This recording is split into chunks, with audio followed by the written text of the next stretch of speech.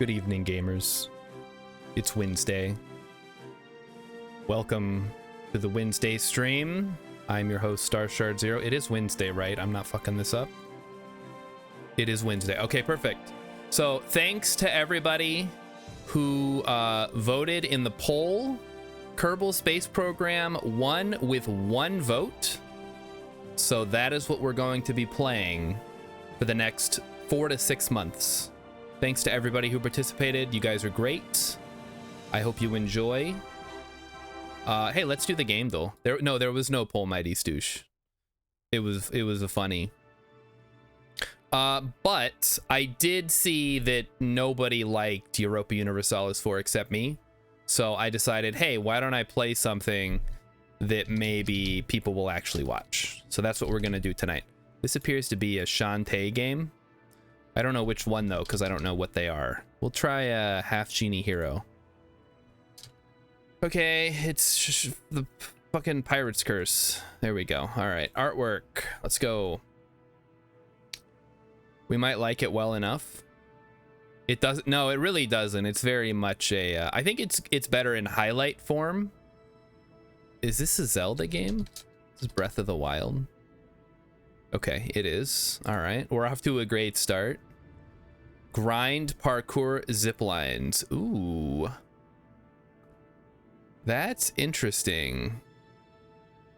Is it Mirror's Edge? Like, there's not a whole lot of collectibles, boss battles, and energy drink.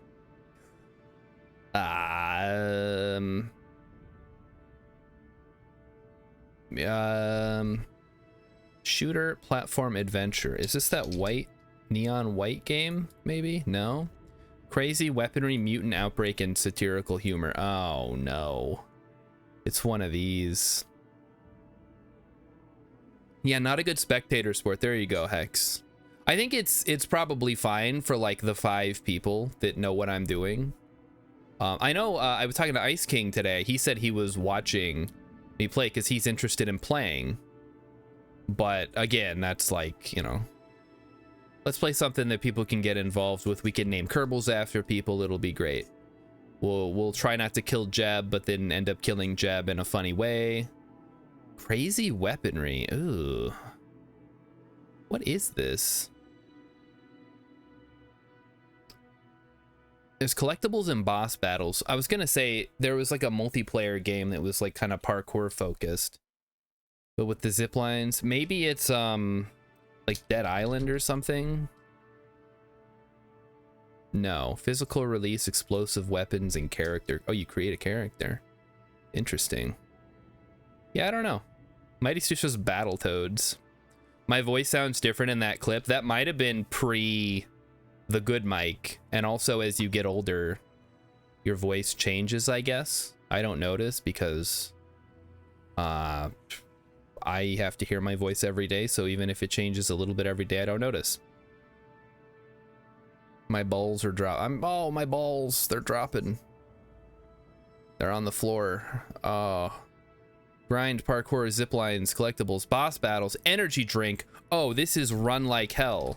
It's not even on here. There was a partnership between Run Like Hell, a game for the PlayStation 2 that was basically Dead Space before Dead Space.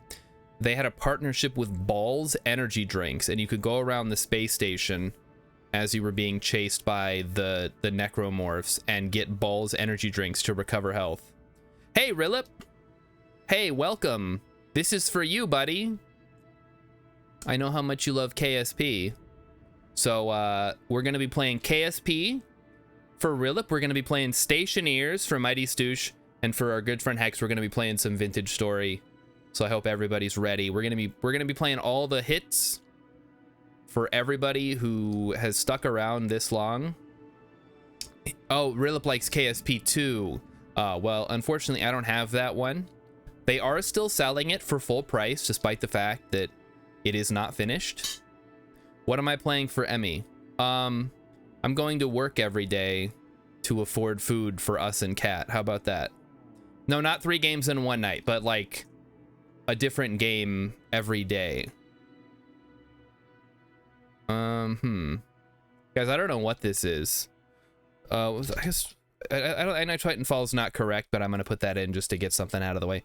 Fourth wall breaks. Oh, it's Deadpool. It's not Deadpool.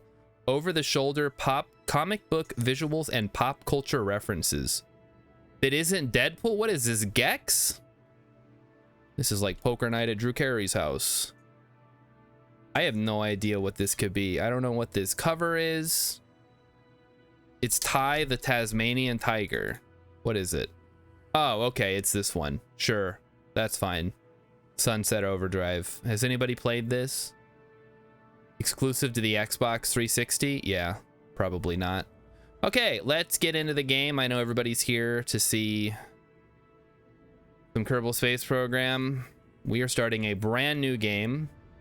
The game with the fake lightsabers. Do they have fake lightsabers in there? I know Beat Saber.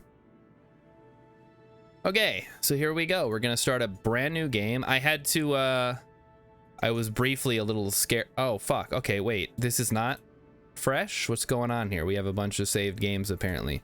Okay, well, we're gonna delete those. Because, I don't believe we need any of these. You'll remember we stalled out on the speed run. So, yeah, we're just gonna delete everything, because I don't need any of these. And we're gonna start a fresh save. And I don't care who knows it. So we're gonna start a new game. We call it career, because that's what it is. It's career mode. We're gonna put it on hard. The hardest non-customized difficulty there is in the game. Hello, Snorkeling Bear. Welcome. Welcome to the stream. See, guys, I told you, Kerbal Space Program. It's a wonderful game. So career, hard. And for hard, the biggest things here, obviously the reduction in starting funds and rewards and everything. But the big one is reverting flights and quick loading and stuff. So none of that stuff is allowed. KSP is so fun. We're gonna find out tonight if it's as fun as KSP 2, which I have not played. All right, let's start it off. So if you're watching this to learn how to play Kerbal Space Program, this is probably fine. Yeah, hello, Gene. We know what to do. So step one, we're gonna gather stuff. We're gonna launch our first thing. And we're just gonna throw together something quick. Turn on quick loading in case of Kraken attacks. Nope. We take the Kraken attacks and we live with it. Believe me, I've had much worse than Kraken attacks in hard mode. So we're just gonna get together a basic launcher. It's not actually gonna launch, but we're gonna put everything on there that we're gonna want to have when we do eventually launch. So we do not have... We have no decouplers or anything. We have one shitty solid engine. That's fine. This will be the Excelsior 1. What does it do? Nothing. It doesn't even leave the ground. We're gonna put Jeb in there. He's just gonna make sure that everything functions correctly. Rip my future ELO station. Yep. I don't think we're gonna make it to ELO anytime soon, but we'll see how it goes. Let's see. We're good to go. Oh, we can probably take out the monoprop. Yeah, the rest of that stuff is fine. Okay. So let's launch it.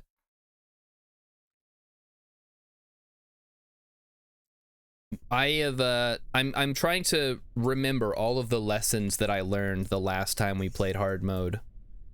And yeah, it was ugly. There was some real heartbreaking moments from that playthrough that still haunt me to this day.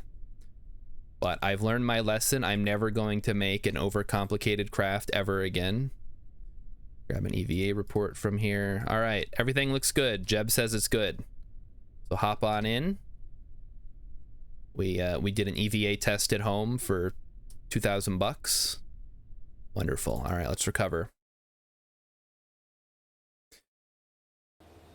The launch pad needs a Roomba. Well, it needs more than that. Probably needs an upgrade. All right, way to go, Jeb. So we got 3,800, 2,500, 1,900. We already got that though. So next up we go escape the atmosphere, and we're gonna pick up a couple of basics here. We're gonna need some better rockets. And wait, what? Oh, we only have 1.1. Oh, I should have grabbed the decoupler. Fuck. Oh well. That's what happens when you forget what I'm supposed to do first. I can't do surface samples yet, Snorkeling Bear. I haven't unlocked them. So I guess we're just gonna slap a flea on there and hope for the best. So let's make sure we get our staging right, because the game doesn't quite understand if you don't have... let's see, let's break that out. We want our thrust limiter. Let's get that to a reasonable number so we're not going nuts. We're not shooting off a bullet here. We're not launching artillery at the enemy. We're just trying to get a nice smooth launch. I think 1.2 is probably, yeah, 1.23, 1.2, perfect. You have to unlock surface samples in career mode, yes. You have to unlock EVAs outside of Kerbin. You have to unlock surface samples. I think it's the same thing to unlock them both. But yeah, you also have to get money, which is the big one. Oh, that is backwards. Hold on, what am I doing? We want to put that on the bottom there. That should still be correct though, yes. Okay. So, Jeb, Godspeed to you, my friend.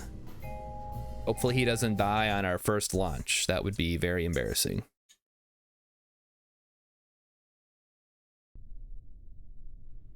Okay. SAS is on. We're gonna grab, actually we'll save the goo for once we've splashed down. So here we go. Jeb, everything looks good. Whee! And we're just gonna gently take off, and we're gonna angle towards the sea. We're gonna observe the mystery goo, get enough science to unlock the next thing. We'll get a crew report from the shores. Hey, Rilip got some more points. He's saving up. What is he saving up for? The world may never know.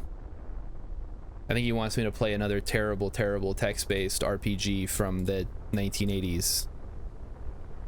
Zork this time, perhaps? Could be fun. We should make a little buggy to go over to the monolith. I wonder if there's more science to be had. Yeah, no, we're not going to talk about Kerbal fanfic or any of that stuff. We're not going to talk about Wolfie Chew or Elon Musk or anything that could possibly get us in trouble with Jebediah crashing into... Well, okay, Jebediah didn't crash. He was just chilling. It was the new astronauts going to the space station to rendezvous that crashed into him and blew up the cupola module that he was in. Okay, so we're gonna go ahead and prepare to deploy the parachute. That's kind of stupid looking, but whatever. It's KSP. It's not really known for its realism when it comes to parachutes. Moon Mist 2, 2 Moon 2 Mist. If that is a thing. Snorkeling Bear says, this is my first stream of like ever. Holy moly. Well, welcome. I hope this is not a terrible introduction to Twitch streaming. Didn't I play Pokemon Fusion? Ooh. Yeah, I did. I had to quit that one because for some reason, I don't know if it was related to the game itself, but like my internet kept cutting out in the middle of the stream. I was having a good time too. I love Pokemon. I wish they'd go back to making Pokemon games that are enjoyable for adults. What I am imagining, this is my perfect Pokemon game. You take Johto, Kanto, Sinnoh, and Hoenn, and you make one mega map of Japan.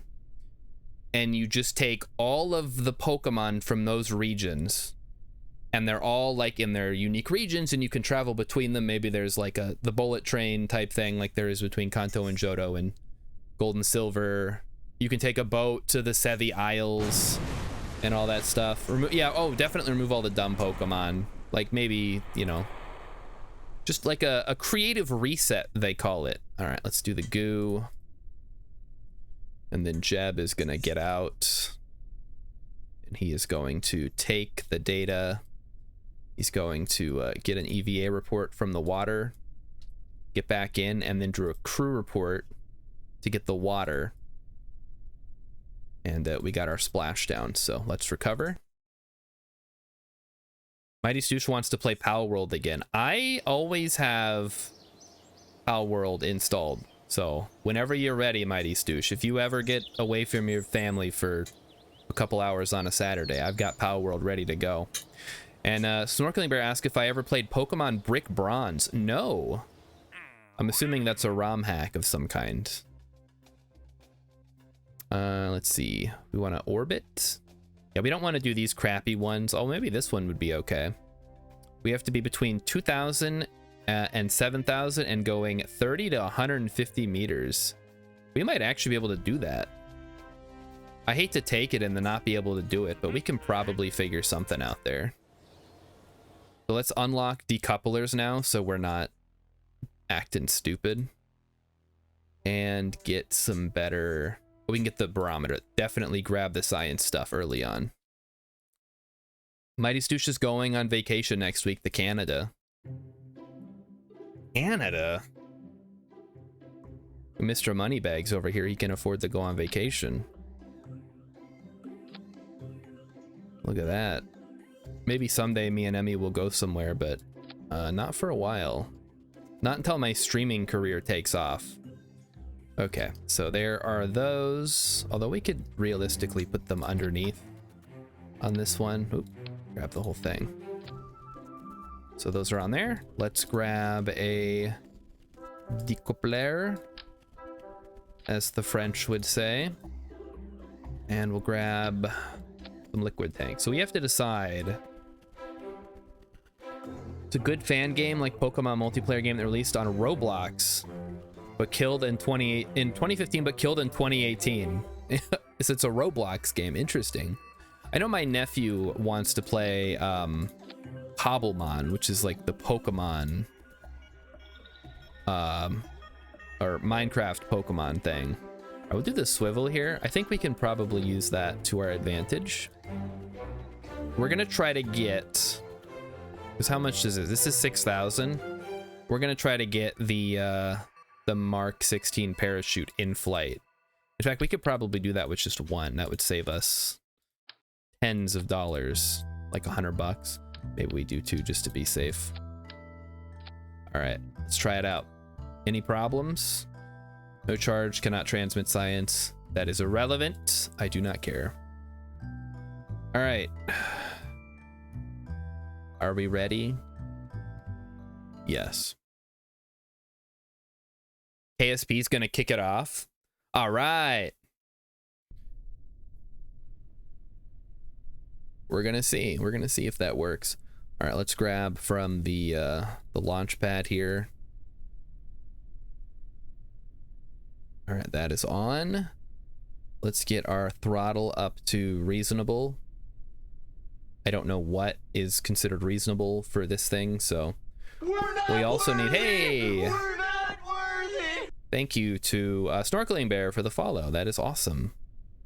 Welcome to the party. Snorkeling Bear wants Hex to go to North Korea. Can you even go there? I feel like they don't tend to let people in. I know you can be a tourist there, but I feel like you have to be from China or something. I guess if you're Dennis Rodman, you can get in. Okay, oh boy. 1,000 to 7,000 at 30 meters per second to 150. Take a boat. Illegal boat. Take an illegal boat. First you have to fly to South Korea. And while you're there, instead of doing something fun, you get on a legal boat. Oh, that's a little bit too much. Let's slow this down. We're gonna head over the water here. We don't want to go too fast. We just want to maintain a nice, easy one. Yeah, I don't think I'm like it's definitely not recommended to go there if you're American or a Canadian in Hex's case. Cross the DMZ. Oh boy. Wasn't there somebody who tried to do that a while back? Or it was, no, it was like a US guy, like a soldier or airman who's like, I'm gonna go to North Korea, and then he went to North Korea, and then they like sent him back. No, I don't remember what happened. I'm like conflating multiple stories. Oh, we're going a little too fast here. Okay, let's slow this down. Perfect. Maintain our speed here. And then basically we want to drop. We want to decouple as soon as we run out of fuel here. We're getting pretty, we're not super high up yet, but we can at least get one science, it looks like. We just got to make sure we're going at the right speed. Okay, there we go. Beautiful. Flamed out. And then we're going to go ahead and separate. And then we should be able to deploy the parachute, and there we go. We got it. So that gives us 13 grand. So we actually got a little bit of money for that. South Korea once filled North Korea's internet stuff with porn filled with propaganda. Kind of cool. Well, I mean, it's probably cool for somebody. I'd be surprised. I'm gonna say, I don't think North Korea has porn sites, but I suppose if they're hacking the internet anyway, it wouldn't be that hard to just put some in, right? Why aren't we funding that kind of intelligence warfare? They should fund it to my house directly. Oh, great. Now we get to sit here for a while. Yeah, the engine component exploded in the water and was destroyed, but everything else looks good. I want to see porn of North Korean leaders. That is, I mean, I would certainly be curious. I don't know that I would want to watch it, like, just because. But if tomorrow it came out that said Kim Jong-un has a secret sex tape, he just released it to Pornhub, go check it out, I'd be like, oh, okay. Sure, why not? No, please, not the fat man. Hey, listen. He's not that fat. I think he's about average if he was an American.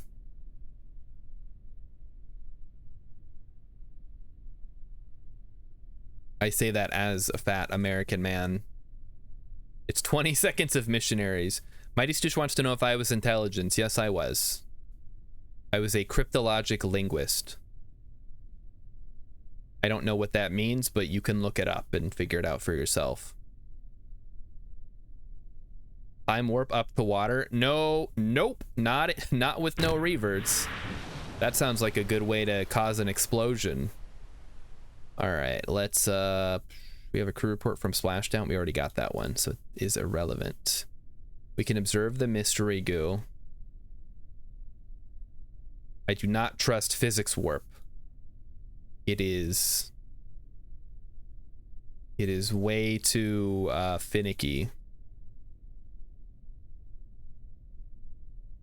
Log temperature, log pressure.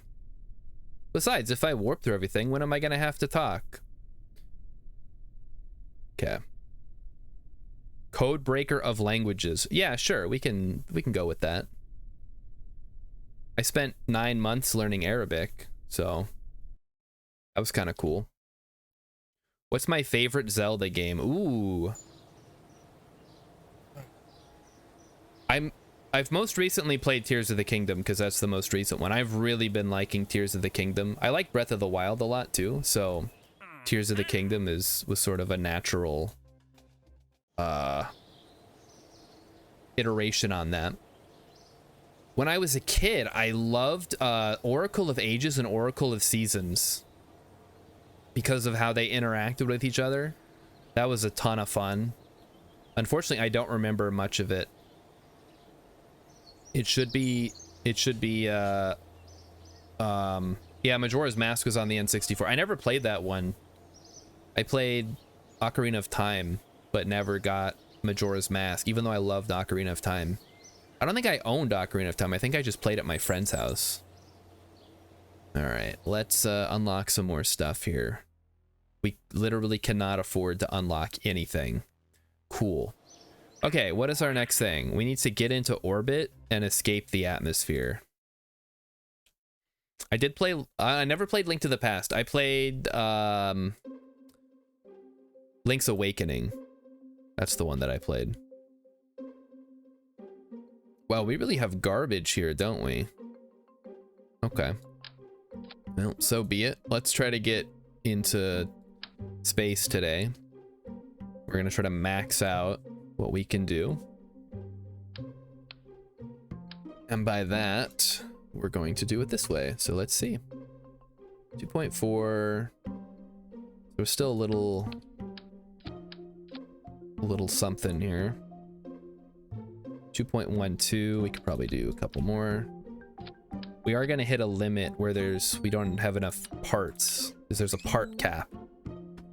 But yeah, this is not enough to get into orbit, unfortunately. But it can certainly get us up there. It can get us into space, probably, which is good. What is that noodle rocket? Well, it is, it's what you have to do when you're playing hard career. You gotta get a little creative. I am hoping this isn't too wobbly, but we'll see. Okay, 1.56, we can throw in a little bit more. This is only 8,500, that's super cheap. That's great. Okay, let's a little more. I'm gonna be impressed if this actually takes off, but it says it can, so Jeb is so dead. It doesn't need a heat shield, it'll be fine. Heat shields are only necessary if you're coming back from the Mun or like any high Kerbin orbit. Not even high. Just add a Communitron. Don't need it. I don't even think I have it yet. Oh, I do. I don't need it. It's too much extra weight. Honestly, the goos are too, but I gotta take those and I gotta use 2 or it'll be imbalanced.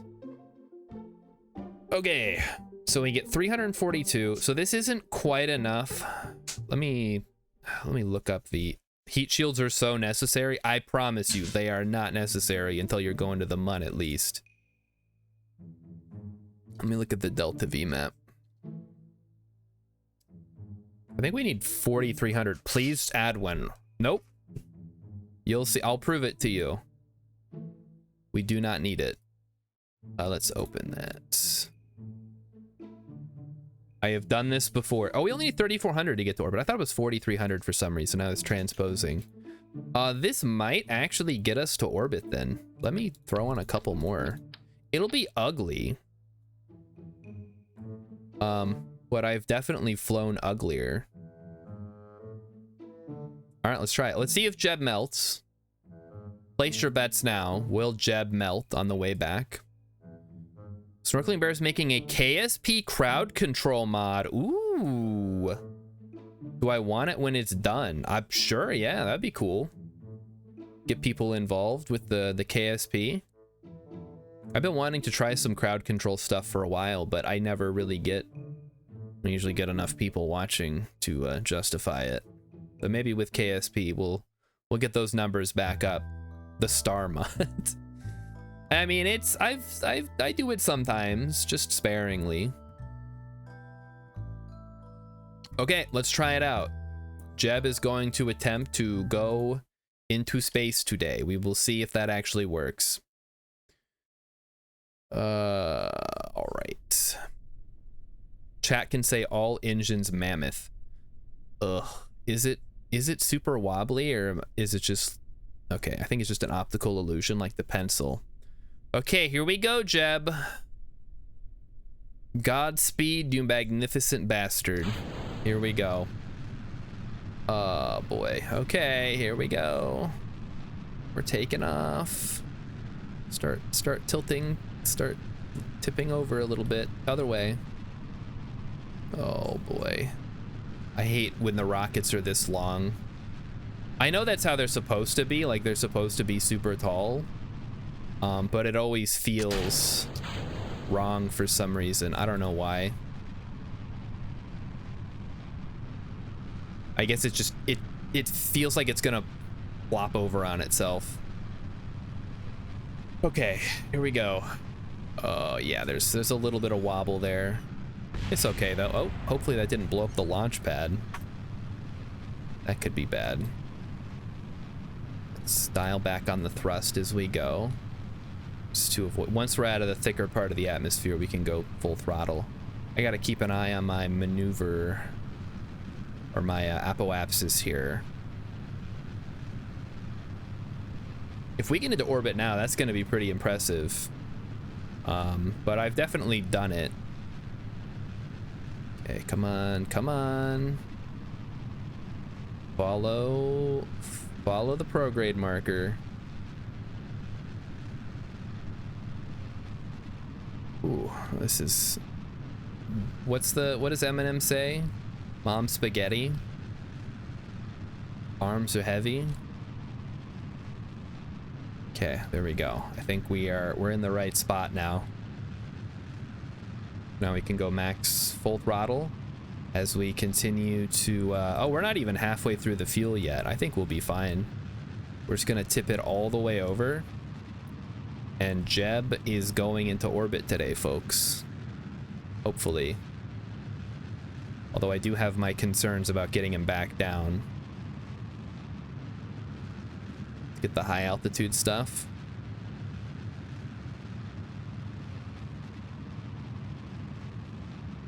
Okay, well, maybe not orbit, but definitely into space. What am I at right now? I'm at 42. So there we're at 70 now. Let's dial back.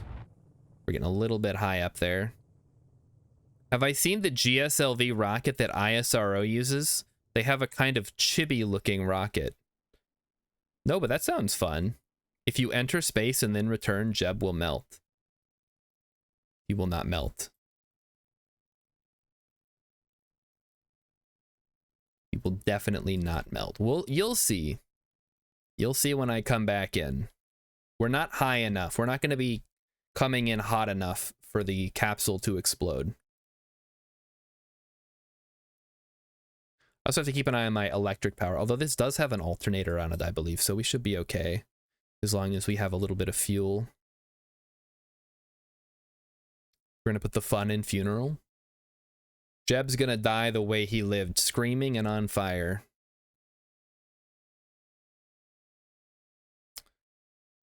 Right, so once we get above 70, I think we can probably start burning again to try to circularize this. We'll see how it goes. All right, Rilip has posted a link to the chibi rocket. Jeb I cannot EVA until I unlock it in career. So he cannot EVA even if I wanted him to, which I kind of do. I would like him to get some space science, but unfortunately that is locked until we have upgraded a couple of things. Okay, come on. I mean, we have plenty of Delta V, so it shouldn't be too hard, right? I think we have to get to 2,500 meters per second for it to circularize. And we have like 800 meters per second remaining. We just got to make sure. And if we get to like where it looks like it's going to be close, I don't want to make Jeb get out and push. So we're just going to call it and he'll re-enter. Okay, and now we go this way. Okay. There we go. All right, it's getting there. It's getting there. 20. All right, and then there we go. So now it's positive. So once we get it up to some number, 70. All right, there we go. We are now in orbit. So third launch, maybe fourth, depending on how you want to look at it. Let's grab our science from up here. Actually spin a little bit so it's easier to see. Okay, so yeah, we cannot EVA right now, unfortunately, or I would. Let's grab our space science. We're in a vacuum, and we are temperature. Let's get a crew report. Okay, and now there is a secret. I've showed this before, but there's a secret mission you can get after you enter orbit, but before you've returned. You go back to the Space Center. Oh, crap. My camera's turned off. Hold on. And yeah, you're missing Jeb's reaction. Sorry. I'll move my camera up a little bit once I have it fixed. We don't know why it does that, but it does do it. I'll just scooch myself up here.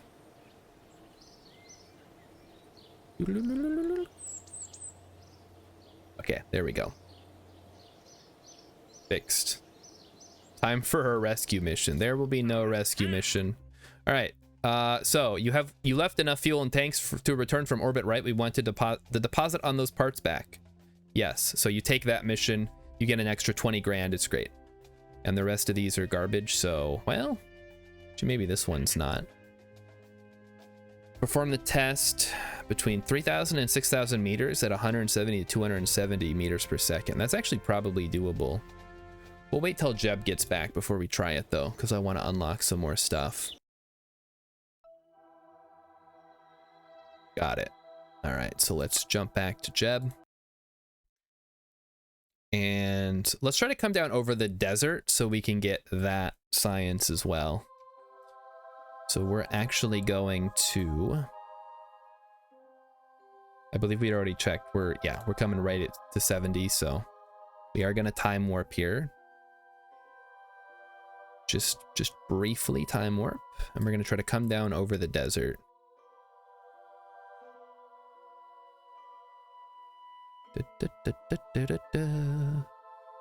Usually I try to burn right over this ocean here. Yeah. So back in. We're going to face retrograde now. You guys can see Jeb. Okay, now you guys can see the Jeb cam. Perfect. Let's keep an eye on our orbit here, as well as this.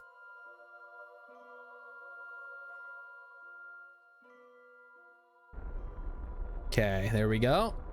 And now when this is looking like it's gonna crash somewhere over here, that's how you know you're good. And we had plenty of fuel, actually. I mean, I say plenty, but I tend to be a little wasteful with the fuel sometimes, so I'd like to pack a little bit extra just to be safe. A little more bang for my buck, as it were.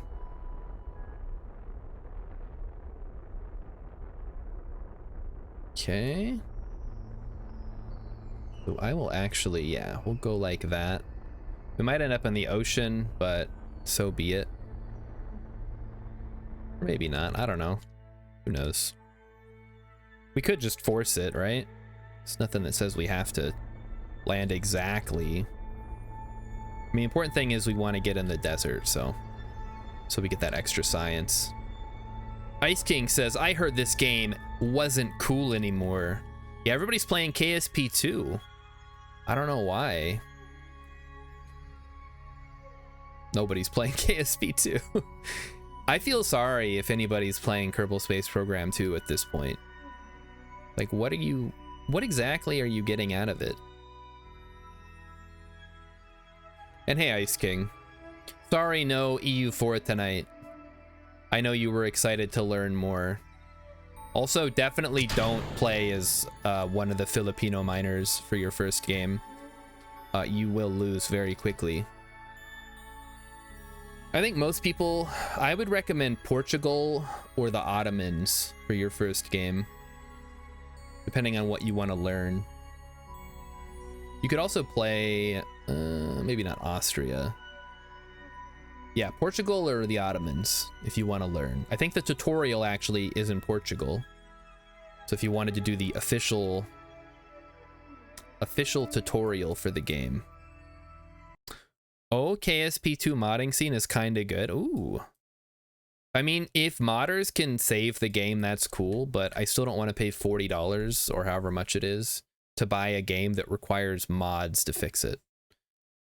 Like, they already made a pretty good game that I paid for. It's called Kerbal Space Program. And that also has mods. Now, Grant, is it a buggy mess that I run into issues with all the time because of the way that I play? Yes, that is true.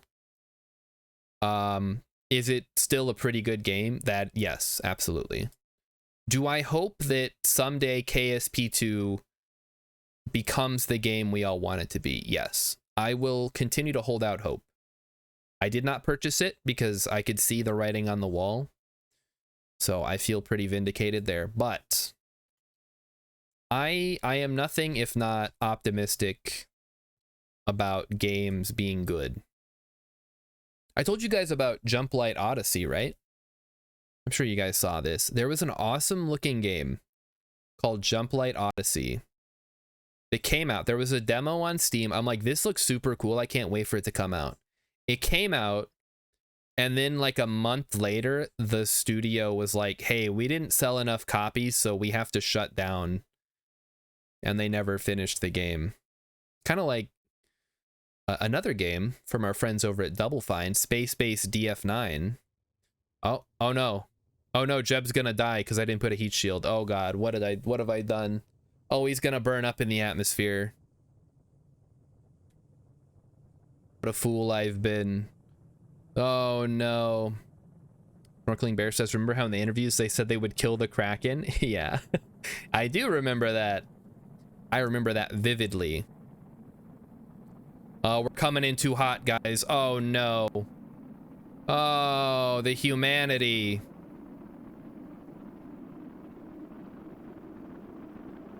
Oh no. Rippin' pepperoni, Jeb. He's gonna burn up. He's going to die from all this excess heat.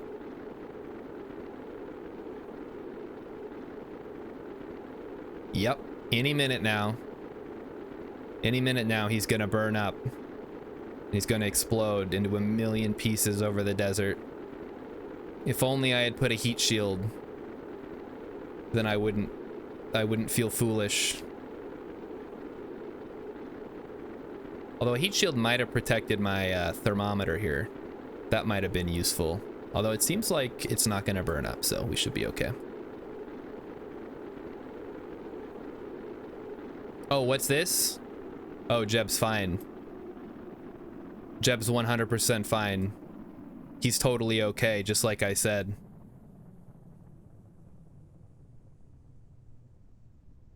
Yeah, it's a good thing I didn't put that up to a vote, because face pro grade. No, it's good. He's fine. He is 100% okay. I have done this many times before, like I said. We can now deploy the chutes. We don't need to, but I'm going to. Just so I don't forget again. Alright, who had Jeb dies horribly in a fiery explosion? Cut the parachute. I mean, I could have Jeb jump out and parachute on his own. But I am not going to cut the parachute because I want to recover all this science. I actually don't think I can EVA yet because I guess cutting the parachute would kill Jeb. So we're going to not do that right now.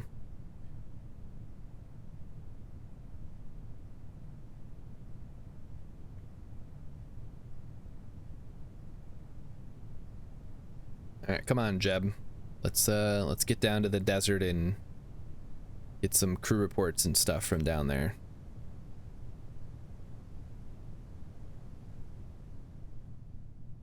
Man, look at this. This is just like that story, The Little Prince. You know, where the pilot crashes in the desert and then there's a little prince who talks to him. I never understood what that book was about. So there's like an alien and he came from a little planet like Super Mario Galaxy. And he's trying to teach us a lesson about something. There we go. All right, well, in about 30 seconds, we'll be on the ground. It's a very slow drop. It was in French. Yeah, I know. I didn't read it in French. I read the translation. There's a lot of books that I remember reading that I don't remember anything about. It's possible I didn't actually read them. We got assigned Great Expectations in my freshman year of high school English class, and I did not read any of it. Okay, I mean, I might have read the first chapter and been like, this is the most boringest book ever. And then been like, I'm just gonna skim it and hope that I do well on the test.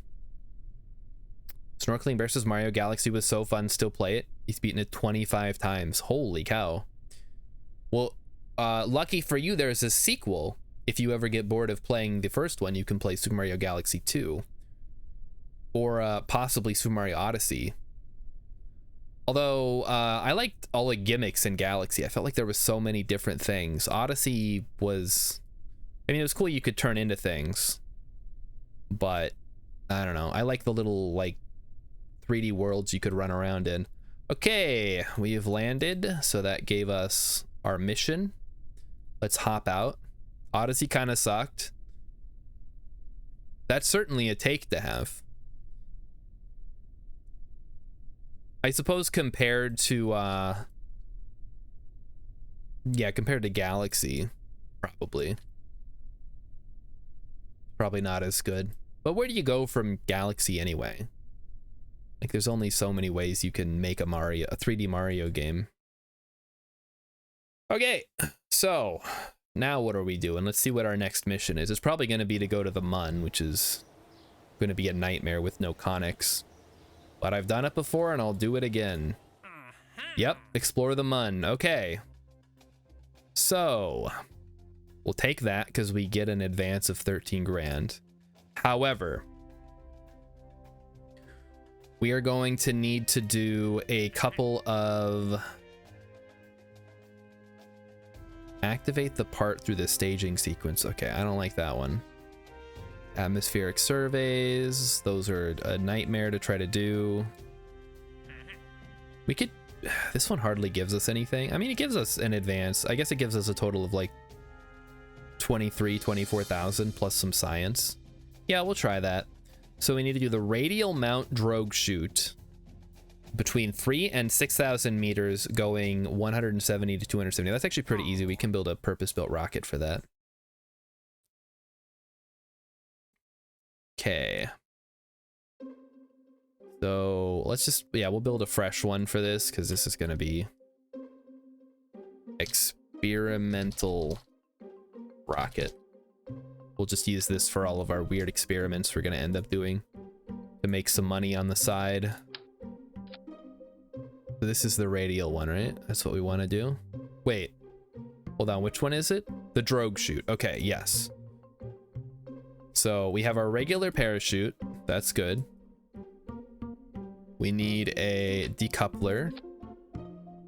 Let's see what we can actually... We need to unlock some better rockets. So we'll grab that. And I don't think we'll need any of this stuff yet. So let me grab it. Oh, wait, basic science would give us the science junior. I think we have to take this and just try to do as much science as we can. Because the sooner we get more science, the sooner we can get advanced rocketry. We'll go ahead and do that.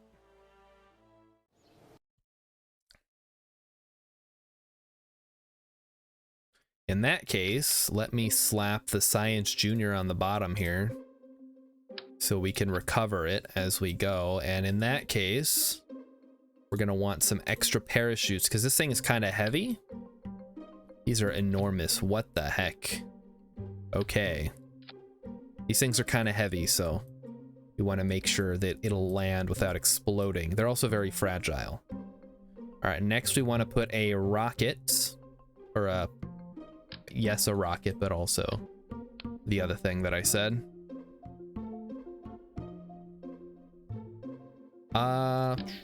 Yeah, that should be fine. We'll put a swivel on there. And then the rogue chutes. But you know what? Maybe we can...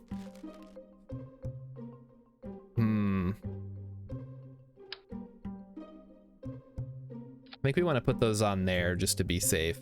I'll keep these as large as they are. Beetle Rock wants to know what mod that's from. Beetle Rock, you silly goose. You know I don't use mods. Okay, so how does this work? Step 1, we launch. Step 2, we deploy the drogue chutes. Step 3, we decouple, and then we deploy the top chutes to come down safely. Should be easy. All right, save. Make sure we have no monoprop. And we're going to be recovering the Science Junior, which I think is the most expensive part. Excluding, yeah, 1800, then plus the cockpit we'll get back. We won't be getting the engine back, which is a little expensive. 1200 versus a cheap solid booster, but I do need to be able to throttle that because I need to reach a specific speed. Yeah, and I don't trust a solid booster to be able to do that, so. Snorkeling Bear says, listen to me, one parachute goes a long way. Yeah, but I'm recovering them, so I'm not really losing the money. One parachute goes a long way, but when you're playing with no reverts, I'd rather be safe than sorry. And again, it's on our cockpit, so we're recovering the whole thing. We'll be getting most of the money back. Those parachutes can carry the engine and fuel tanks. You're saying bring back everything. Oh, okay. All right, we can try that. So we'll deploy the drogues and then deploy the whole thing and then land everything together. An interesting idea. I like it. We'll put these lower down then. So we recover the entire craft once we're done. All right, Jeb, are you prepared? He's prepared. He's ready. He's dedicated his whole life to this one moment.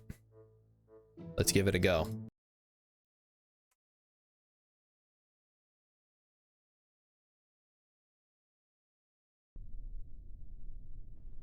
Just land in water to be safe. I was gonna land on land, but you're probably right. Okay, let's throttle up to half, and we're gonna shoot out over the ocean here. Nobody's watching from that bunker. That seems like a dangerous place to stand. They should have put the bunker not directly in the line of takeoff. This looks more like a bomb testing site than a launch pad. Okay, let's slow it down. All right, so we need to, let's have this open and make sure that we are going correctly. So we're going to deploy the drogues as soon as we can. And then we'll cut the engines and deploy the rest of it. Let's go ahead and conduct a material study. 10 science, that's pretty good. I'd take that. Go ahead and make sure we're, because yeah, once we get up to 3,000, we got to maintain that. So let's turn down the gas here. Okay, there we go. So there go the drogues. Beautiful. We have completed the contract. Awesome. In KSP, you mostly make bombs. So you're saying they're living up to their true purpose. Let's go ahead and deploy the actual parachutes here. Boy, they're gonna get all tangled up like that. That doesn't seem safe. Oh well, it's KSP. They don't care about that stuff.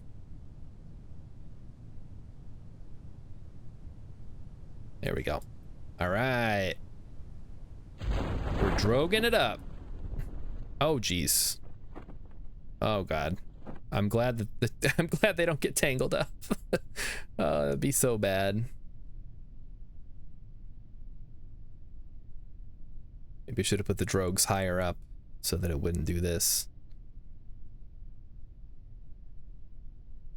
That's okay. We're about to trigger these big guys in a second anyway.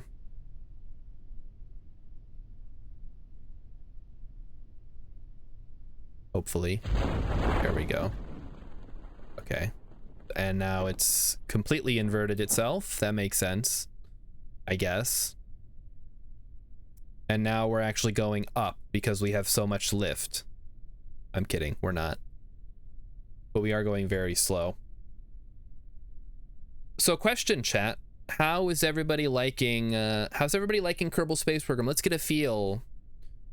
Let's get a read in chat. Look how slow the rocket is going. Yeah, I know, right? Parachutes. Well, I mean, parachutes are pretty cool in real life. But yeah, they tend to risk tangling up or not deploying properly or anything else. Brooklyn Bear says KSP is awesome. Okay, so there's 1 vote for KSP. I like it. Anybody else want to weigh in? Mighty Stoosh, you weren't here for the classic KSP era of the stream, but you are here now. You'll see how my like mad genius rocket designs, where I have to adhere to all kinds of specific rules about clipping and placement of things and everything. Nothing can be touching another thing. I'm like a picky eater. It's like, no, the engine cannot be touching the other engine. There's overlap there. That's a bug. Meanwhile, other people like, I just clipped 46 engines into each other inside of a storage container. Let's see how it flies.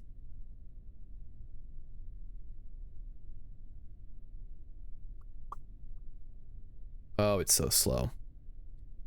And then I'll go over the schedule again for everybody while we're waiting. So today, Wednesdays are going to be Kerbal Space Program. And this is for the foreseeable future. Oh my gosh, we're not worthy. Thank you, Amazinin, for the follow. You are Amazinin. Isn't there a fast forward? Yes, but if I did it now, it would be physics warp, and I do not use physics warp. Ever. It is, yes, it probably will be fine. But if there's even a 1% chance that it could destroy all of my hard work, I have to take it as an absolute certainty. To quote Batman. Beautiful. Look at that splashdown. You love to see it. And now we are safely floating on the ocean. And we can recover the vessel. So Wednesdays are going to be KSP. Thursdays are going to be Stationeers. Friday is going to be... I'm leaning towards Vintage Story right now. We'll see what Hex has to say. I know they haven't updated the game yet, but maybe I could just do like a short... I don't know, like just practice a little bit. Is there anything we could test the radial decoupler at the launch site for almost 4,000 bucks? Yes, please. I love the ones where you test them at the launch site. That's free money. Oh, I was just there. We do want to unlock... Oh, we can't afford that yet. We can't afford that either. Ugh. Okay. Well, I guess we just put something here. Hex is going to spend points to make me install mods. Yeah, I guess if you guys want to see me use mods in KSP, you could spend money on that if you felt so inclined. I can't stop you.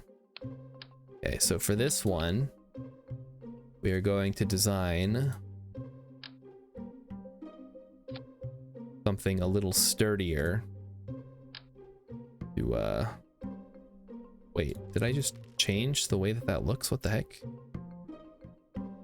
Oh, okay, I didn't know you could click it in there. I always do it the other way around. Oh, what the heck? Why doesn't it snap properly? That's so annoying. Like, obviously I don't want it to look like that, but I guess it's fine. We can just use like a tripod design.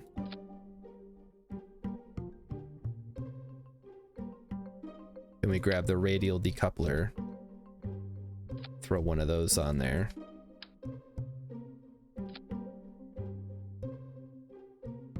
The goal here is just to have like a stable base. We can actually drain all the fuel out of these, so they're not an explosion risk. I mean, I think they still are, but whatever. And then we just do the decoupler. Okay. Good luck, Jeb. I did use alt clip, but it doesn't. I want it to clip radially, which I think I'd have to jump through some hoops to get it working, which I'm not going to right now. Okay, so let's go ahead and do the conduct material study. We'll get 4.5 science. Cool. Holy crap. I wasn't expecting it to explode, but I guess if it works, it works.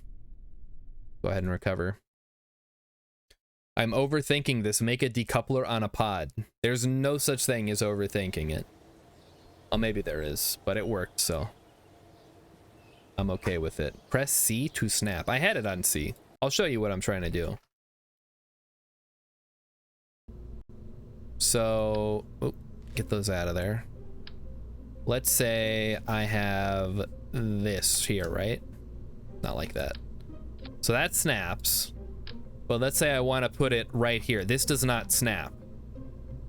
If I hold down Alt, nothing happens. If I press C, that just turns this on and off. I have it snap toggled. But if I wanted to put this on here like that, there's no snap. It could just go wherever. There's no guarantee that it's going to go where I want it to go. Rotate them after placing. You mean like this? Oh god. Yeah, maybe. That doesn't quite do what I want it to do either. At that point, we're dealing with like offsets and stuff. I don't want to deal with that. It's fine. Okay. So we tried it. It doesn't work. It's okay. Let's try to go to the mun, question mark? Then move tool. Now we're getting way too deep into the weeds for what I'm trying to do. Okay, let's see. Ferry tourists to where? Oh, suborbital space flight. I mean, that could definitely be doable, but I don't think I have a place to put everybody in there. We could haul a solid fuel booster into orbit. 490,000. Yeah, that's not happening. We could try to do one of these if we built like a cruise missile. But I think this might just be... We have to go to the mun with nothing, basically. Which I have done. It is possible. I'm just a little concerned that we are not going to have the right stuff. Get landing gear. I can't get landing gear. Landing gear is in aviation. I have 25 science right now. I can't even afford advanced rocketry, which I need for the Terrier. You only need a flyby to satisfy the contract. Yep, that's true, but I don't know if I can build a rocket big enough to actually do it. So let's see. So we're going to open up the Excelsior. We're going to rename it to the Excelsior 2. And we're going to see what we can do with what little we have. So step 1, we need a top stage. This is the one that should theoretically get us to the mun and back. That's going to be a swivel. Then we have the middle stage, which should get us into orbit. Hopefully.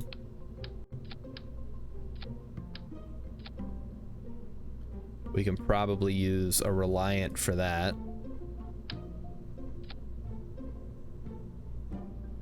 Snorkeling Bear says, so easy. Take your rocket and add sub to SRB to the base. Let me see what the weight limit is. Well, we're already at 14 tons out of 18. I don't know that we can put that much on there. We're also getting close to the height limit. We might be able to do this. I don't have the side couplers. Shoot. Let me go back out. Hexus, I'm imagining the Kerbals loading that long rocket in the truck and trying not to tip it on the way to the launch pad. Yeah, they don't exactly have the, Wait, have I really not unlocked? Ugh, okay, well, I guess we gotta unlock this because I'm gonna need radial decouplers for this. Even though that cuts into my science budget quite a bit. Let's see here.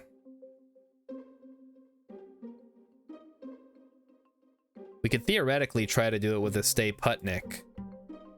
That's... Ooh. That would be an interesting choice, considering it...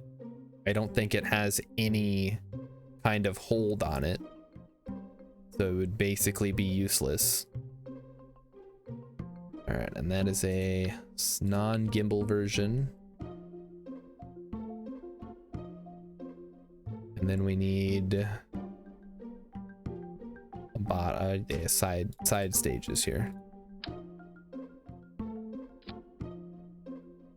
With a couple of bumpers should be enough to do the job, right? And we are now overweight by a lot. Let me see if I can upgrade the pad. Yeah, Stay Putnik has no SAS. It's useless.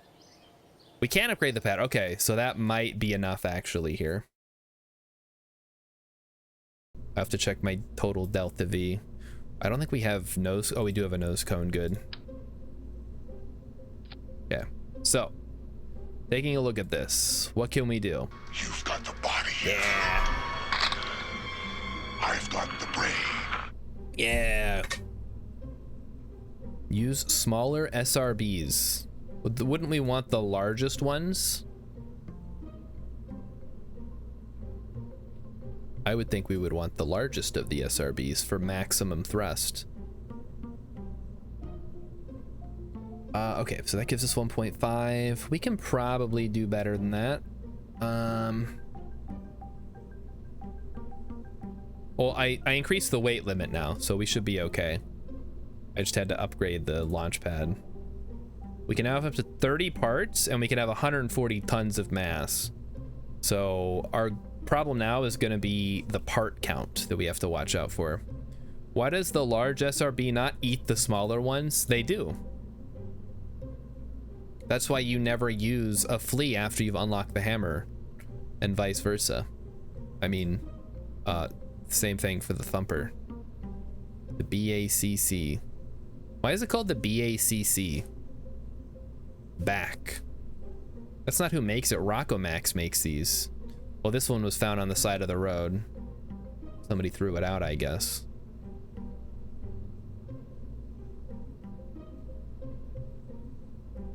How much thrust? We have 770. That's not enough to get to the MUN. Let me see what it would be at vacuum. 997. That's technically enough for a flyby. I wouldn't like only having that much. Let me add an extra fuel tank. Just a little guy at the top. Yeah, I would not be happy with only... I know it's 860 to get there, but we also would like to come back. Who throws out a fully fueled rocket booster? I'm guessing it wasn't fueled. It was probably used. And then they had to, yeah, so that gives us 1300. That's perfect. This should be enough, actually. This should get us into orbit. And then we can figure our way to the MUN from there. We just gotta watch out for too much tipping, which we obviously would like to avoid. So I will put these solid boosters a little bit higher. Okay, good. So not too much there. We want to, let me set this back to yeah, sea level. Good. We want to set these so that they're at about 1.2. 1.2. Okay, 1.9 is good too. And then we full throttle this guy here. And then from there, we should be able to get into orbit. That's 2,900. But we get more as we get higher, I believe. So if we're at like 30 by then, we're at 2,400. Yeah, okay. I mean, we'll feel it out as we go. I could probably honestly throw an extra fuel tank on here just to be safe. We'll have to adjust the tweak this a little bit though. Okay, 73. Hey, Captain Sandwich. Welcome to Kerbal Night. Kerbal Wednesday, I'm calling it. We're not bringing a Science Junior. That would be way too heavy. We're just gonna bring the goo and the basic stuff. We will use the Science Junior eventually once we have better parts, but as of right now, we are we're in bootstrap mode. So 13 grand. Hopefully this works, because I mean, this is a considerable, I mean, it's pretty cheap compared to our total fundage, but let's see. Okay, so we launch. I like to put these on the same stage so that it ignites as soon as you decouple. Oh, we need a heat shield. Oh, oof, that would have been bad. Okay, now we need the heat. Hold on, what size are these? I think we need this one, right? Yes. Let me take all the ablator out. We'll leave a little bit in there, I guess. You don't actually need a blader. Okay, there we go. Yes, okay, we got the heat shield. We definitely need it for Mun. You will, in fact, burn up. Okay, so that's good. We need to tweak this a little bit because the heat shield adds a little bit of extra weight. If we take the ablator out, it's not as bad. Okay, good. This is 1.33, so that should be fine as well. And then we should be near vacuum, so we'll get a good amount of thrust out of our final stage, which should be enough to get us to the Mun. We're not gonna orbit. We're just gonna do a flyby and then adjust once we get there, and then hopefully we can tweak it on the way back if we need to. We'll have enough fuel for that as well. Okay, here we go. Jeb is going to the Mun, probably. We will find that out.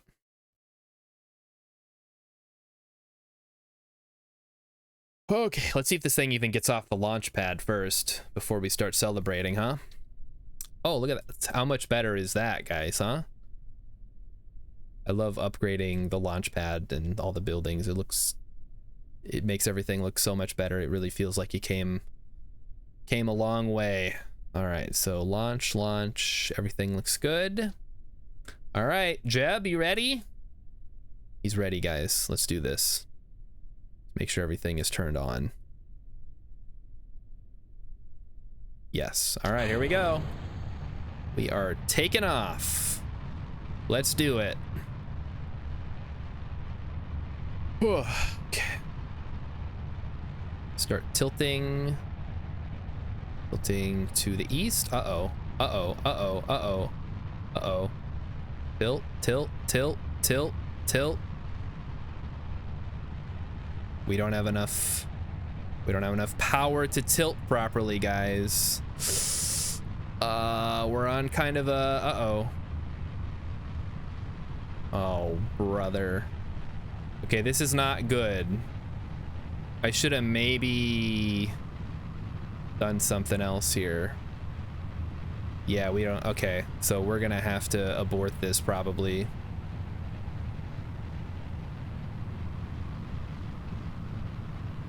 I don't know why it started tilting in that direction.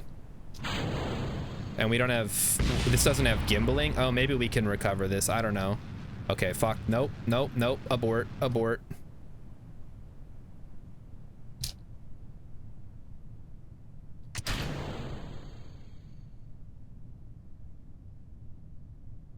Okay, well, that was an important lesson learned.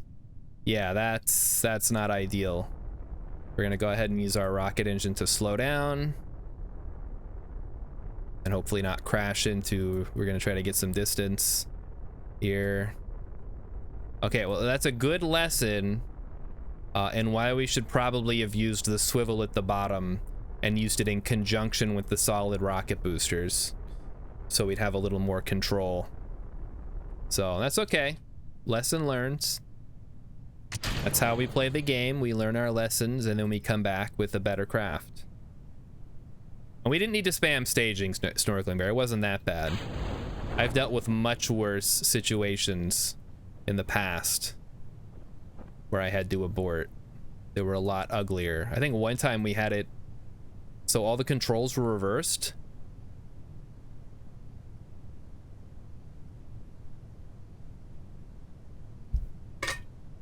But in the grand scheme of terrible launches, I would say that was not the worst. Even though it did cost us some cash. Hey, at least we got a crew report. I'll take it. We'll just call that a parachute test. Make sure the parachute works. So I think what we're gonna have to do is swap out the bottom rocket, the liquid rocket, for a swivel and activate it at the same time as the solid rocket boosters, so we have some level of control. We'll just have to tweak the system a little bit.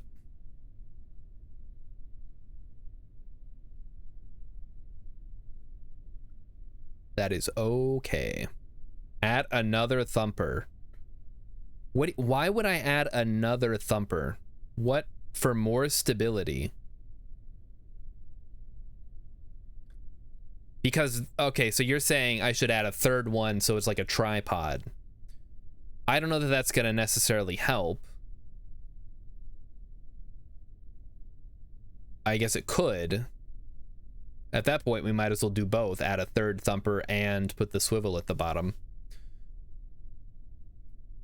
Because I still do need some control, because I need to angle my craft. So we'll do both of those things. We'll add a, we'll switch it to a triple solid rocket booster launcher design, and also add, we'll put the swivel at the bottom. So we get the best of both worlds, just like Miley Cyrus. Go ahead and grab that. We get 0.1 science. We get nothing. We get nothing. Okay, cool. Recover. And it'll get us off the launch pad faster. Maybe. Depends on what I turn the thrust to. Okay. And there was, I guess something survived, which is impressive. So we can recover that for some extra cash as well. So it wasn't a total loss. I think we recovered the more important parts. Why can't I, can't interact with any of the buildings, chat? Hello? Hello? Can't talk to anybody. What the hell? Okay, I guess we have to quit the main menu quick. For some reason, I bugged it out.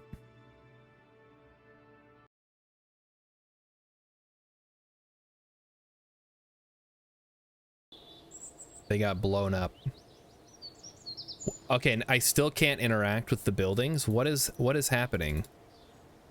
What have I done? Is there a hotkey to go to the buildings? F1? No. Hold on, let me look it up real quick. Let's see. KSP building hotkey.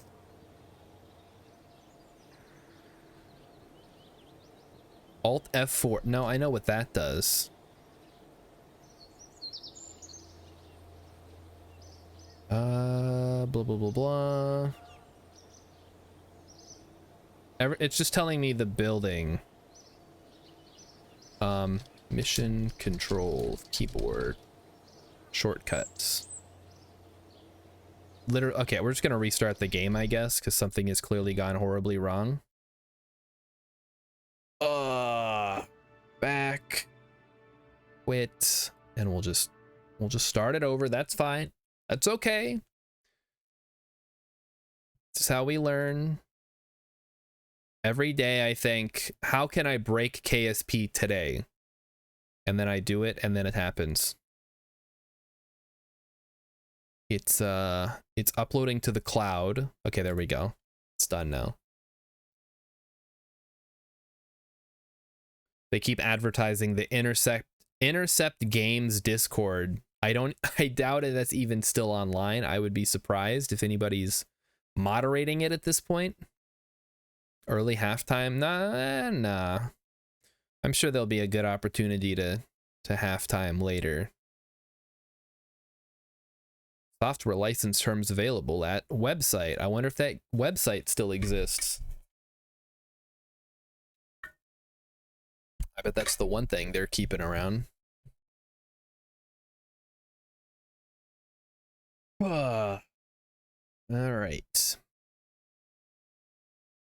who's ready for some more KSP fan fiction? That was a big hit last time I did it, right? Emmy really enjoyed finding all those wonderful fan fictions for me to read.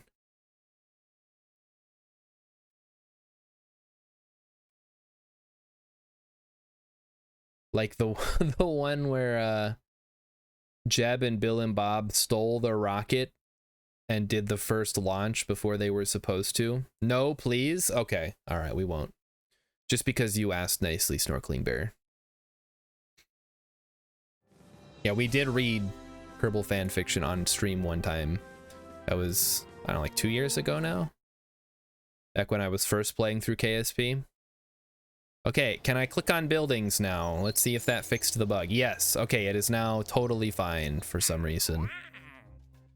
I guess we just had to exit the game and reload it to fix the problem, whatever the problem was. Okay, the Excelsior 2, we're gonna make some tweaks to this. Step 1, we're gonna make it a tripod design for more stability. Step 2, we're gonna replace this with a swivel for more control. I should probably drop that down a little bit so that it's not balancing on the bell of the liquid one, and instead it's balancing on the solid ones. Okay, it's too many parts. Interesting, okay. Now that's a conundrum. We could ditch the nose cones. I mean, how much drag? They're not going to be generating that much drag. And then in that case, I can just add a couple more liquid tanks to make up for it. Because we're not skimping on this one, guys. This is, I mean, hopefully it doesn't, we don't have to abort it again, but I guess if it does, at least we know we tried. Only need one goo? Well, I need two if I don't want the whole thing to tip over in one direction. Unless I had some kind of counterbalance for the other side, which I don't. If I had the little thing you could put stuff in, I guess that would work, but we don't have that, so we're gonna have to do it this way. Okay. So first we start with this.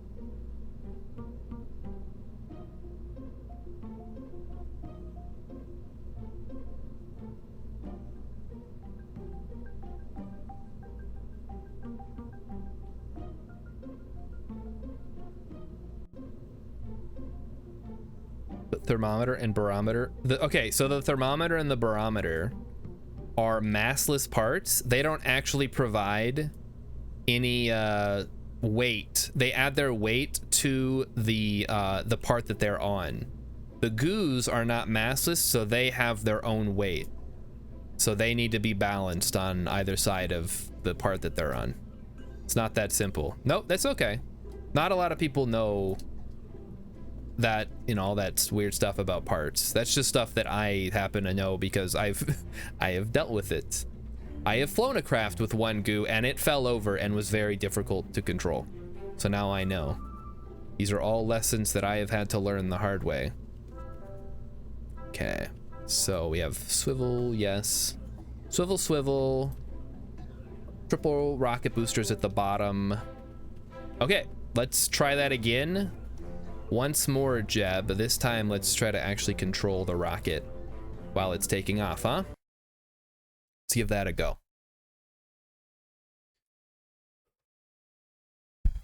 And yes, we do have SAS. Replace goo with Science Junior. Science Junior is even heavier. We'd have to put it... Oh, what the heck? It looks so wobbly.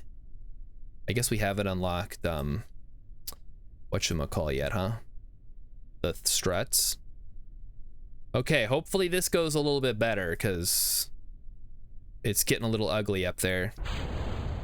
There we go. Okay, come on, come on, come on. Tilt the other way. Let's go. Oh, God. This is a nightmare. Yo, this is better than last time. At least we have some control with the gimbaling. Ugh. Hate these, like, long, wobbly guys. Yeah, we also got to keep an eye on my thrust to weight and the way that... Okay, now we're getting some kind of crazy spin going. Oh, come on, man.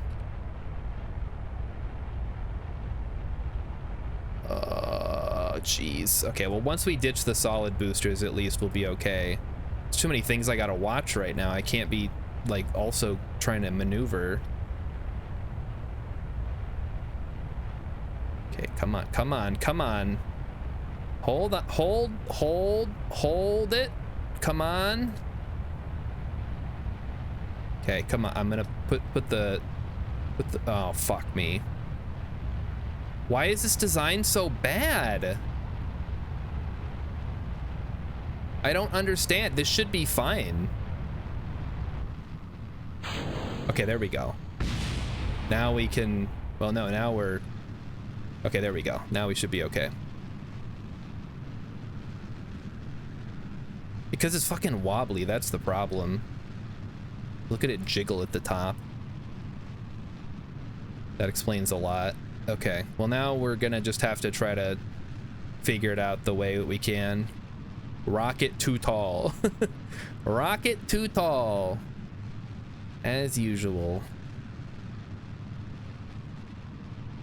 I mean, we should be okay now. We have plenty of Delta V. It was just kind of a rocky start. As long as we sort of maintain this trajectory, we should be able to de-wobble ourselves. Big rocket bad. Need small fast rocket. Well, unfortunately, our options are limited in the early game with the parts. Okay, there we go. So now we're gonna tilt prograde, I guess. We'll try to straighten out. Tighten up, tighten up.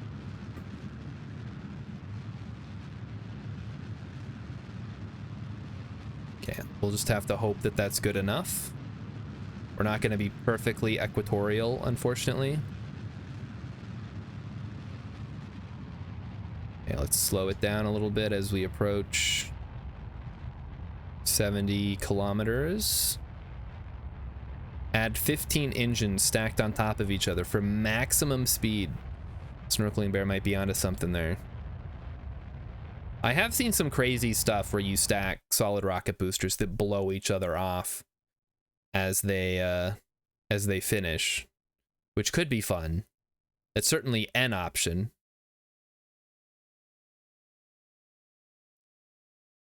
Ugh, what a rough start that was. I think our lack of struts really kind of screwed us there. I could have done auto strut. Maybe I should do that more often. I tend to avoid it just because it wasn't an option when I was learning how to play the game. So I don't know how much it jettison heat shield. Yeah, get rid of the heat shield. Save a little bit of extra weight.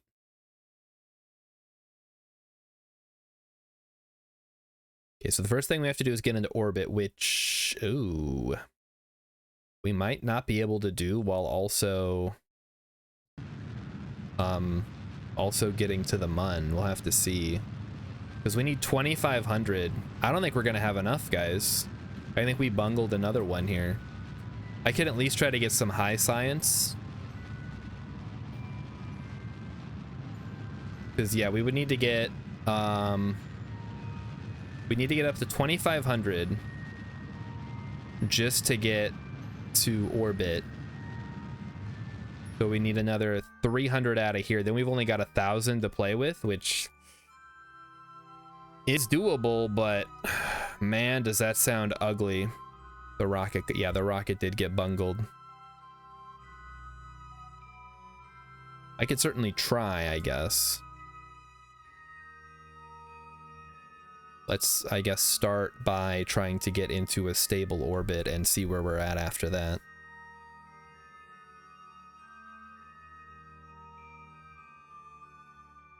Let's go ahead and decouple. There we go. Just burn at periapsis and time warp. Save the most fuel. Yeah, we are going to burn at periapsis. But again, I don't know, because I know we need to be going about 2,500 meters per second.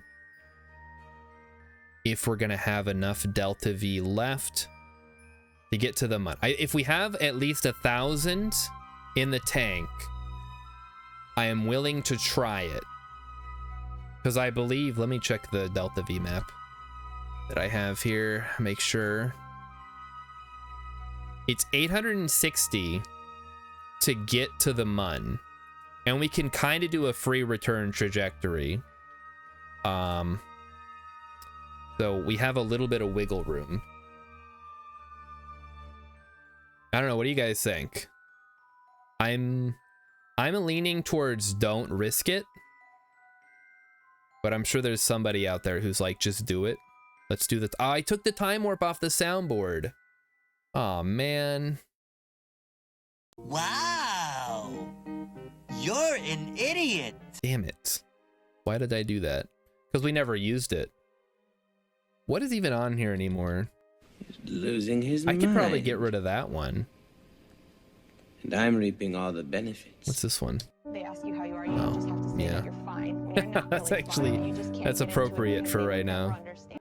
Okay, let's try to circularize. That's my sub alert, yeah. But I also have it on there. I guess in case it fails for whatever reason. I guess it probably will never fail though, so who needs it?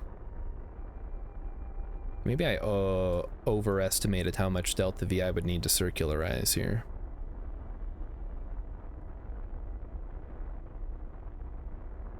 Or maybe I didn't, I don't know.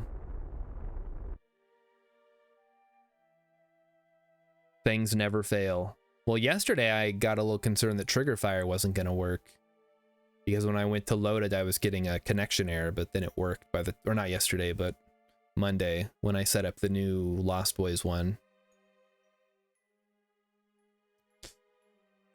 And next week, I think we're going to finally add the Leprechaun sound clip that everybody's looking for. Snorkeling Bear uses an iPad with 1,000,000 buttons on it. Yeah, like a pseudo stream deck, right? I just use my numpad. I have it set up. I could put more stuff in there, but I don't know. I don't usually end up using it anyway. So there's no reason to add more stuff to it. Okay, come on. How much are we gonna have? Oh, we might have enough here. We have quite a bit left yet. Okay, that's not too bad. We have 1,100. That should be plenty then. We just gotta wait until the Mun is coming over the horizon. So let's get everybody situated. It's kind of dark. I realize that. Sorry. I will try to have that fixed for next week. But for right now, we're gonna play it as it lies. Okay, so 4x time. We're gonna have to do some math here, guys. So let me get out the oh no, my calculator. It's gone. The pretty pink bedazzled calculator is missing. Okay, whatever. I'll just do it by hand, I guess. Let me grab my notepad here. I don't have a pencil. What the heck? Where is all my stuff?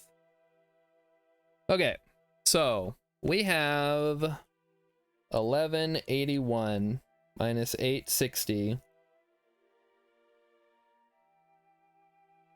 So we should have 321 delta V at the end of our burn. Boy, that's gonna be man. Okay, well, let's wait. Emmy's come to look for it. I don't know where it is. Oh, is it up there? Oh, she's looking for it. Okay. Okay, so we're locked in. We just gotta wait for the mun to come up over the horizon, and then we burn like there's no tomorrow. Now, you're probably wondering, Star, why are you doing it like this instead of using conics or a maneuver node? Because I haven't unlocked maneuver nodes yet, chat. You don't unlock maneuver nodes until you get the next level. And I'm pretty sure both mission control and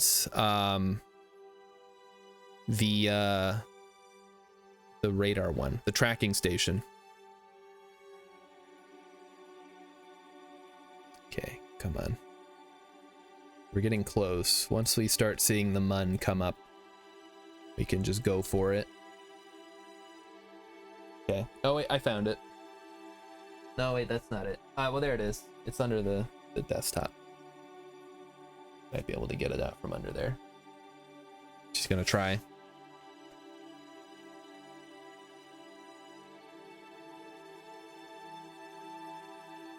All right, we have the calculator. It's covered in dust. We'll put it back there for now because it's all dusty and gross. We'll clean that off before we use it next time. Anyway, 321 Delta V remaining, which should be plenty, hopefully, to get us back. If not, I guess Jeb will just chill in some kind of weird elliptical irregular orbit until we can send a rescue mission out to get him. I don't know. Oh, there we go. Okay, burn.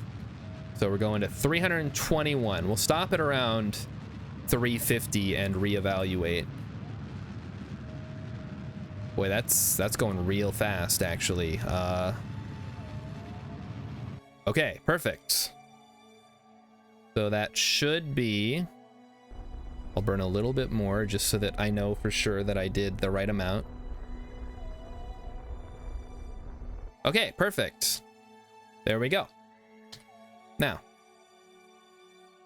we've broken the speed record. Cool. Now comes the fun part. We get to time warp again. So if you've never done a eyeballing it intercept with the mun, I highly recommend it. Try it out. See if you can get it to work. Because a lot of people rely on mech jeb or maneuver nodes or any of that stuff. Not me, though. I have learned how to do this by hand. I mean, I was playing the game before they added Delta V calculations. You had to do those by hand, too. You had to bust out the slide rule. You eyeball every burn. Ooh, okay, well. Not gonna argue with that. That's pretty impressive. All right. Now, I don't want to go above 4 here because as soon as we get our intercept with the mun, I want to slow it down and I don't want to be going too fast or we'll miss something. So we're just gonna wait it out. You don't need no stinking maneuver nodes. Pretty hardcore. I do use maneuver nodes once I have them because they're way more efficient than whatever it is I'm doing right now.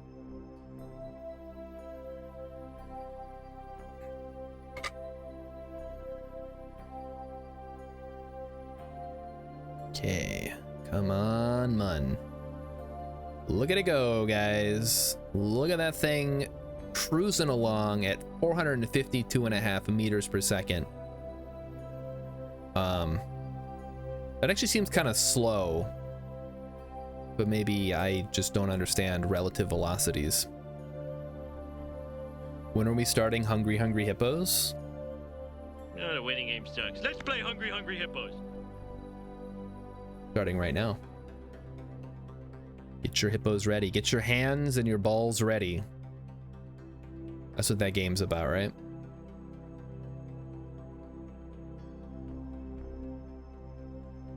Okay, here we go.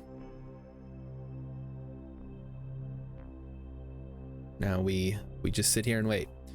Has anybody been having a good week this week? It's Wednesday. It's the middle of the week. I've been working every day. It's been awful.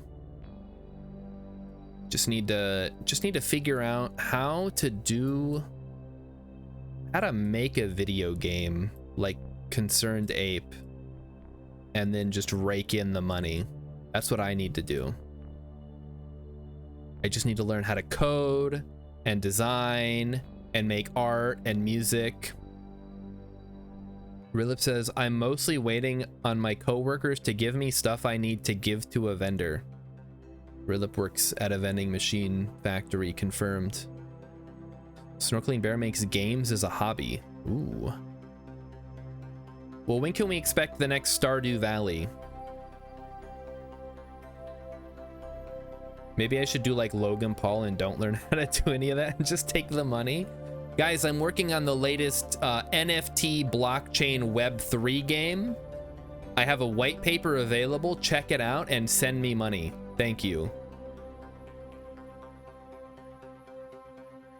Check out the white paper. We're going to the moon. Invest now while it's low. Don't wait for the prices to go up because you'll miss the train. You want to be on this thing when it leaves the station. And don't say I didn't warn you. When this thing takes off, we're all going to be driving our Lambos and you're going to have fun staying poor. I know the lingo, guys. I can do this. Boy, work. This is like an awkward amount of difference. Like the elliptical plane here. We don't want to be on that. Yeah, choo choo. The Star Shard Metaverse game is leaving the station. Get on board.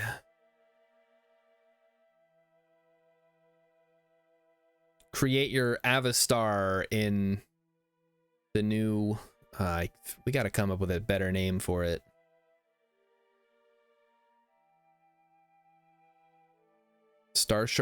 Untitled Star Shard Metaverse project. Please target the Mun. That doesn't actually do anything. Also, I can't target the Mun because I haven't unlocked that ability yet. So, good idea. Can't do it.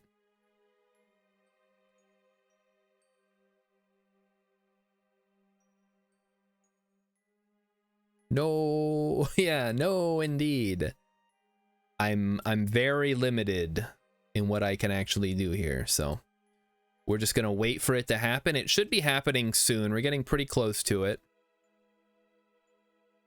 Oh, Snorkeling Bear has a normal microwave. He doesn't have one of those fancy microwaves like Rilip does. Yeah, I thought I saw something change, but I think that was just a trick of the light here. Oh, there we go. Okay, so we have changed. Now, one problem is we don't know how ugly this is gonna get on the way back. So let's go ahead and get some measurements.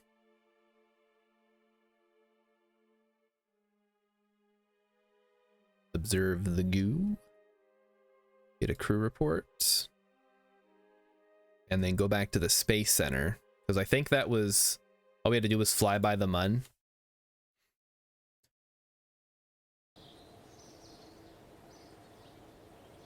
And then we'll see if we unlocked another one here. Orbit the Mun. We don't have enough for that, but I will take the 10,000 Starbucks advance. Well, we could do this one at the launch site. I'll do that for sure. That's just free money right there.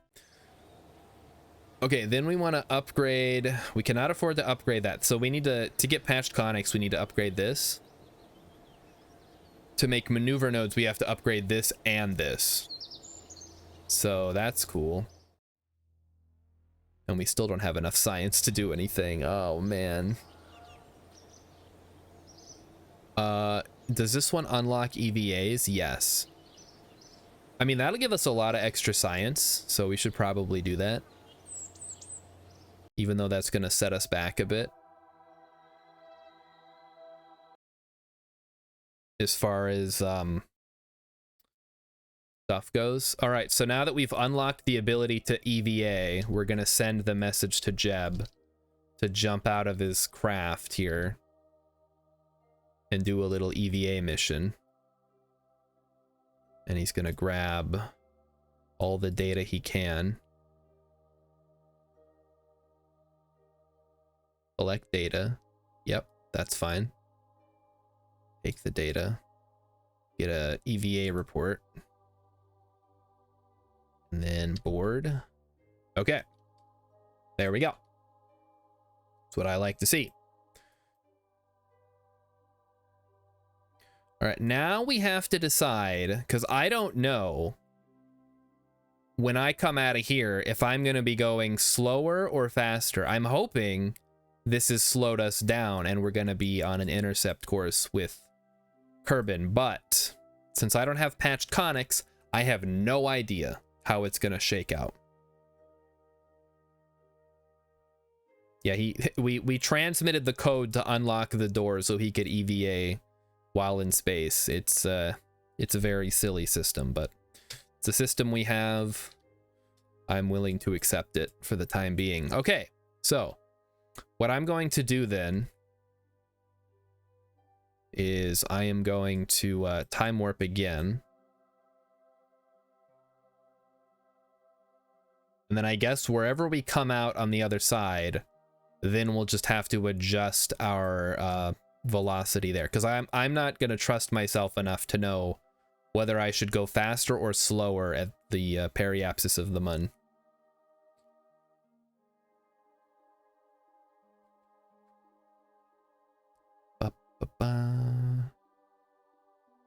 If I was a rocket scientist, maybe I would be able to track this myself, but I am not that. It's not me. I kind of feel like, though, I would want to slow down here, because then I'd be coming out of here slower, which would mean that I would be falling, right? Maybe if I burn like 50 meters per second off.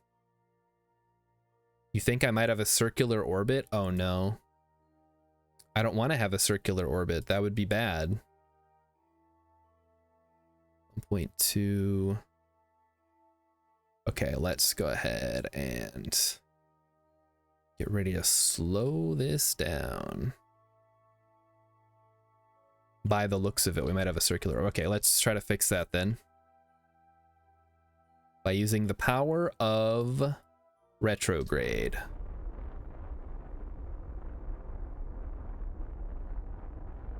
So how much of my precious delta V am I willing to burn off here?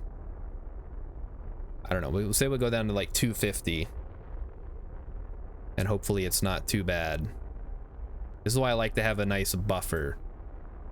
250 is not a very large buffer, all things considered. It's kind of shitty, actually. Kind of terrible.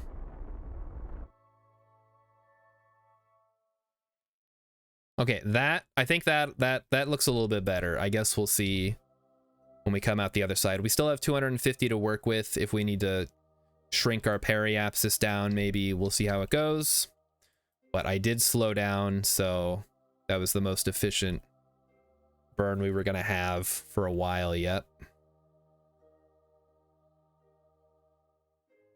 And hey, it's only been 2 days since the mission, I guess. Wait, that can't be right. It should have been multiple days at this point. I don't know, whatever. We can probably increase the time warp a little bit here, just so we get moving. Oh, there we go. Okay, that's not too bad. So our periapsis is actually 400 kilometers, so we should just be able to slow down a little bit, and that should lower it. I know it's not the perfect place, but I don't want to have to do another orbit, so we're going to dip that down to about 25 if we can. 25 kilometers. And then we'll be on our way home. So yeah, we had plenty of Delta V at the end of that. That's awesome. Like I said, I have done this before, but it's always a little bit different because you can't quite predict where you're going to end up. Also, it's been a very long time since I've had to do this. Okay, down to 80, 70, 60, 50, 40, 30, 20. Okay, 18 is good too. We had a little bit of extra power going on there. All right, now that we're out, now that we're in high Kerbin orbit, let's get the mystery goo. Let's grab a crew report. It's very round. Is it now? I don't even know where it is. Where's Kerbin, guys? That's the Mun. Where the hell is oh, it's down there. It's by the sun. Okay, so we'll have him hop out. Formed a spacewalk in orbit of Kerbin. I guess it didn't count our Mun spacewalk. Take, collect data. Get a EVA report. Okay. Board. Log pressure data. Log temperature data. And so we already have the crew report, right? Yes, it's very round. Okay, perfect. Thank you, Jeb. You hop out again. Take this data. Take this data. Take this data. And board. Awesome.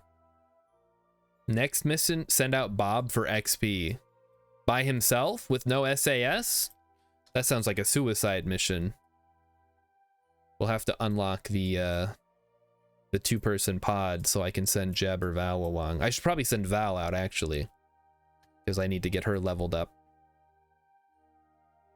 Also, the sooner we can unlock rescue Kerbal missions, the better. Okay. Let me actually stop back in at the Space Center and see if we unlocked anything. Bob level, no, only pilots have SAS. Unless you have a probe core. And then you get the probe core's SAS. So yeah, you're SOL without a pilot or a probe core. Yeah, none of these are any good.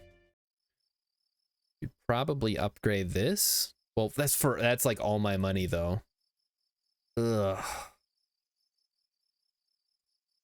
So you're telling me I have to do the same thing, but this time I have to orbit.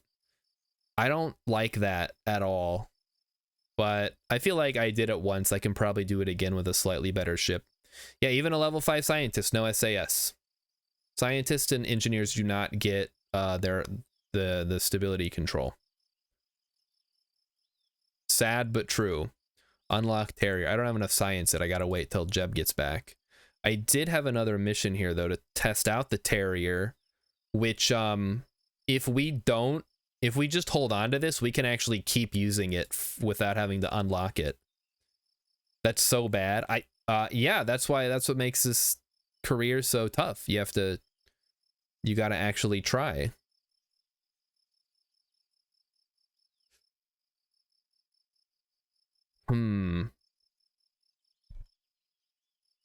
Yeah, try. That's why I stopped playing this game with my niece, because it got hard. Trying to go to Jewel, trying to land on Eve, it's just like, ugh. So expensive. Why don't we just stay on Kerbin and blow up the planet? Okay, well, yeah, this is almost $1 million to unlock. This is 300,000. This is 450,000. This is 150,000. That's all of our money. At least we can do EVA, and we can't do surface samples yet. I think we have to unlock the R&D before we can do surface samples. So, so yeah, I think we don't want to. I mean, we'll be able to unlock it pretty soon. So maybe it's better we just do it now, or we wait till Jeb gets back, I guess. All right, let's head back out. Let's fly the ship. Okay, let's go ahead and time warp then. we at least kind of have a better idea of how long it's going to take to get back. Kind of. I think it's what, 6 days to the Mun and then 6 days back or something like that. No, it's one. I guess it's 1 day because this is the mission elapsed time.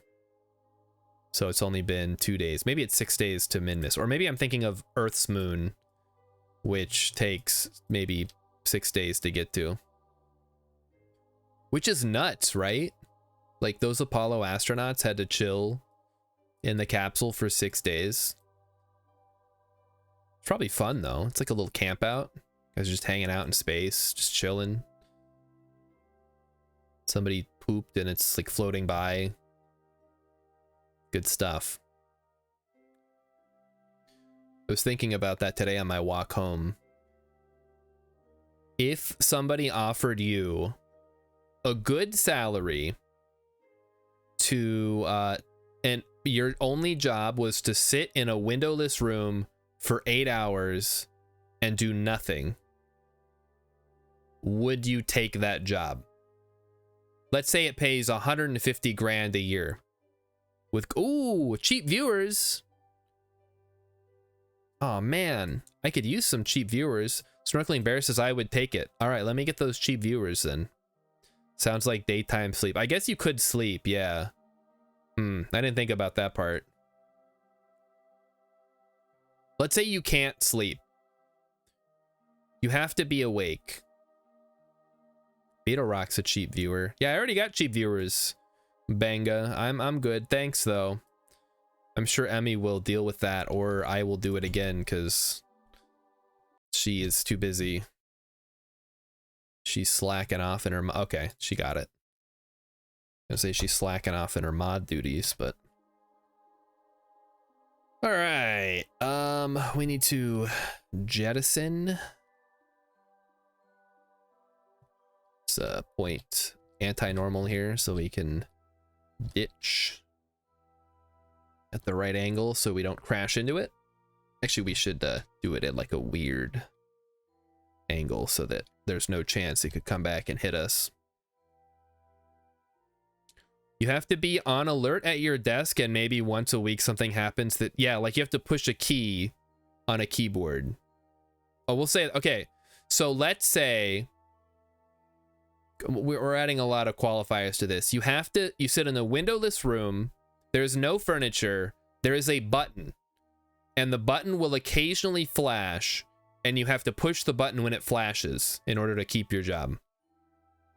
You cannot play video games. You cannot bring anything into the room with you. It's you and your imagination and the flashing button. And you get 30 minutes for lunch. The lunch is provided. It's basically like prison, but less tortuous, I guess. Sounds like a psychology experiment. Well, because think about what you do at work all day. When I go to work, I'm basically shutting my brain off and hoping that I don't, like, get miserable. And then I wait until it's time to go home. How is this any different? Snorkeling Bear would take it. I think anybody would. I think there's some people out there, probably people who don't watch Twitch, like normal people, who would be like, oh, that would be terrible. How could I talk with my coworkers about what happened on Game of Thrones last night? Like, ugh. I don't know. How would you? Spend the money on entertainment after shift? Yeah, that'd be good. Be amazing compared to the living situations of maybe a quarter of people. Yeah, no, it's... I mean, not that the comparison will necessarily helps you specifically. Ah, man, we like the KSC's back there. That's okay. All right, so we brought the heat shield, so we'll be fine. So yeah, no social interaction with anybody for the duration of your shift. No sleeping because you have to push the button. And you can't bring anything in to do with you, like no paper, no pencils, no writing. There's no furniture. It's you and your imagination. That's all you have.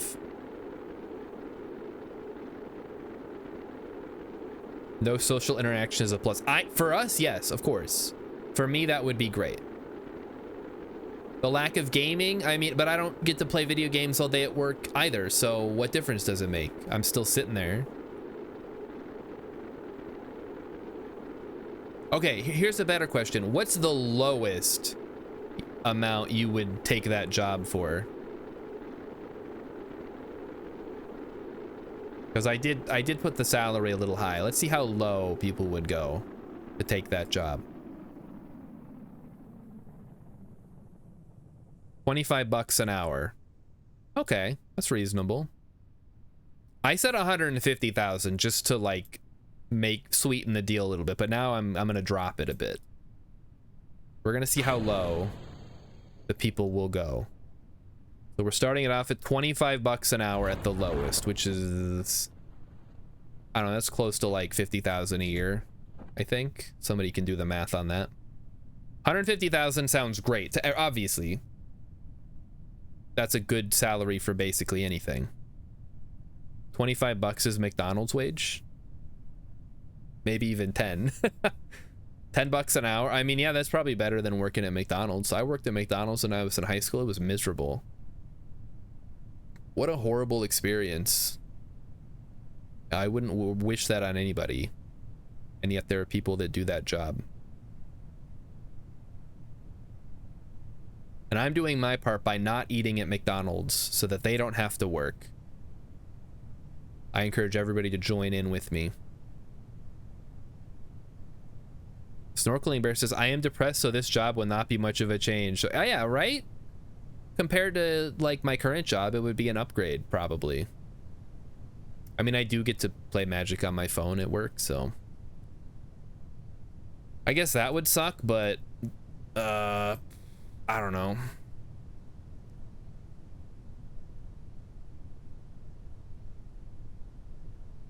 I did win a draft today. I was in Bronze League though, so it hardly even counts. I just did a quick draft to try to make some gems. I'm trying to get the season pass. I'm doing all of this just so I can beat my nephew with like horribly overpowered decks. Is that wrong?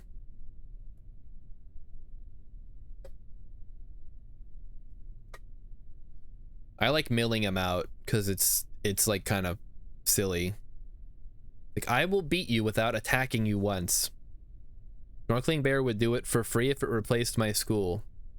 Yup. I mean, that's, wow. I mean, most schools will actually teach you.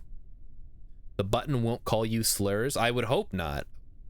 Okay, we're changing the conditions of the test. The button now swears at you.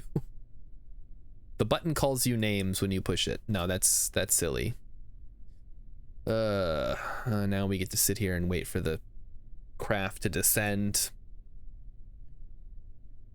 Hex can learn new original swears. It swears at you in a different language. Every day you can learn swears from around the world.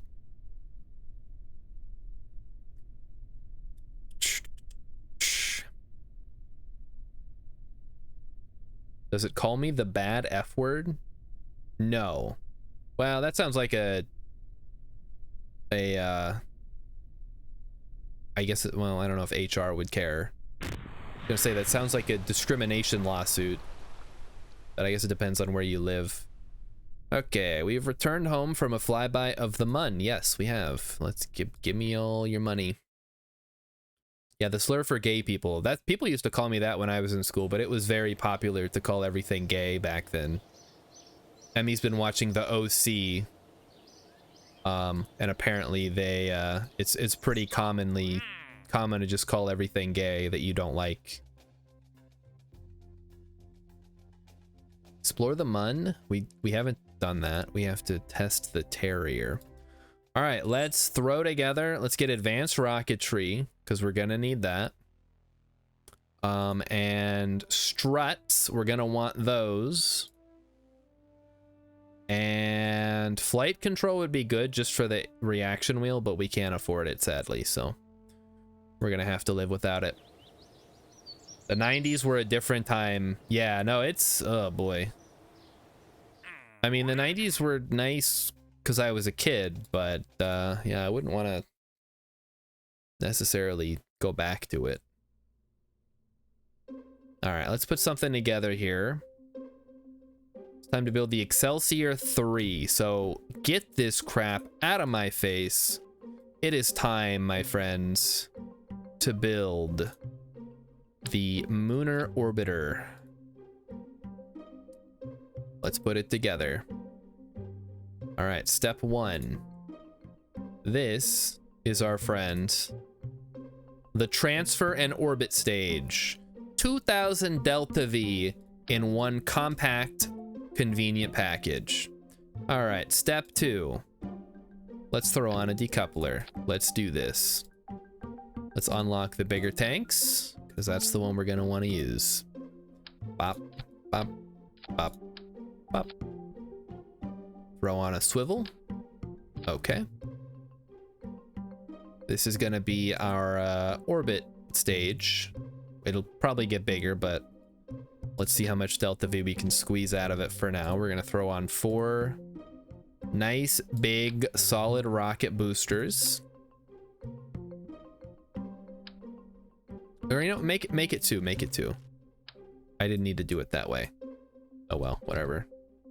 We're gonna go 2 because I think I can make this work a little bit better with 2 now. Now that we have access to the stability enhancer. Like a sentence enhancer, but better. Okay, so now scroll up, drop it down, and there we go. Okay.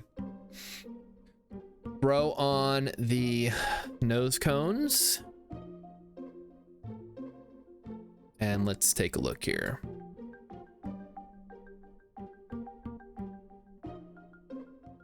So all these things combined, how much does that weigh? So we have 5 parts to work with. I don't think we're gonna hit the weight limit. So let's go ahead and throw on a couple of extra fuel tanks for the middle section. And then see where we're at with regards to Delta V. Yeah, it's gonna cause problems every time now. Okay, so here we go.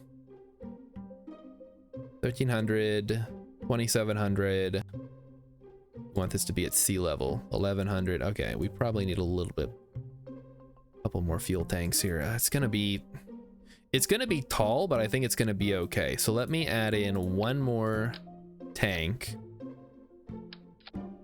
and then we will auto strut to the grandparent part.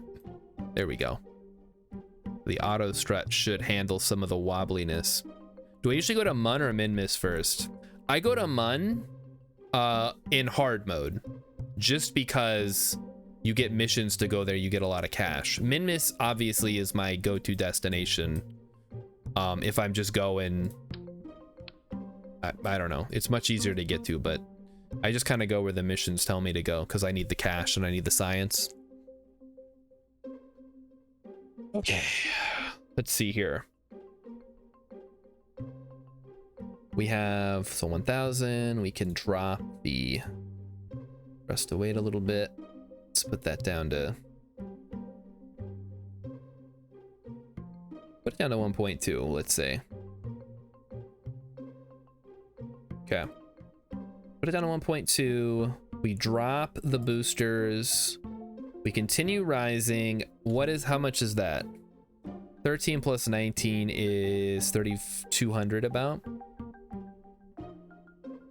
And I think we determined this had enough in it for a lot. All right. One more. I will accept this. I don't like it. It feels way too tall. But every little Delta V is going to help us here. We got to squeeze as much out of this as we can.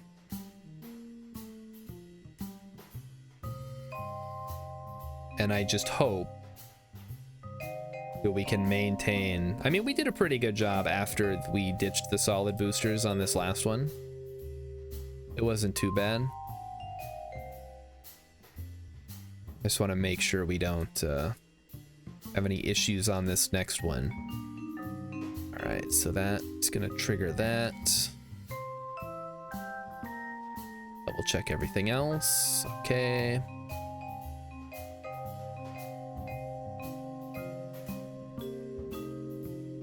Split, wait. Was it not? Oh, because Delta V is also showing here, so I guess you can double it up if you need to. So, we start here, everything burns off, we drop the solid boosters, continue on with the swivel, which is a swivel, right? Yes. And then we drop the swivel and switch to the Terrier. And then from there, we just keep rolling. Okay. So welcome to the Excelsior 2 Turbo Edition. Do I ever plan on playing with viewers with a multiplayer mod? Ugh. I don't know that anybody... I mean, if we have enough people, sure, but most of the people here, I think, don't play KSP normally. There's a couple people, Rillup, Ice King of Space, Beetle Rock, a couple people in the community. I also hate mods, which is... I don't hate people, Rillup. All right, we have...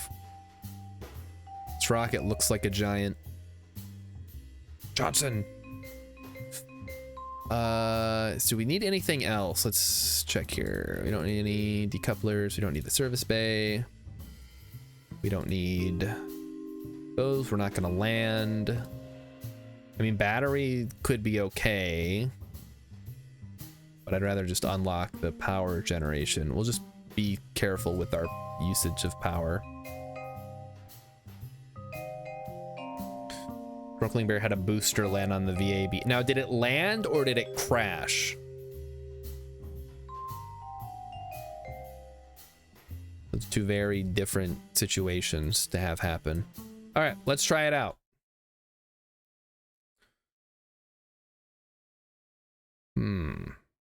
Hex, are you saving up for game redeem? Is that what I'm hearing? Oh, it's wobbly as heck. Ugh. Well, such is life. Here we go. Ready, everyone? Oh boy, here we go. Here we go. We're taking off, guys. Here it comes. It's happening. Yeah, it's a little bit steadier than the previous launch, I guess.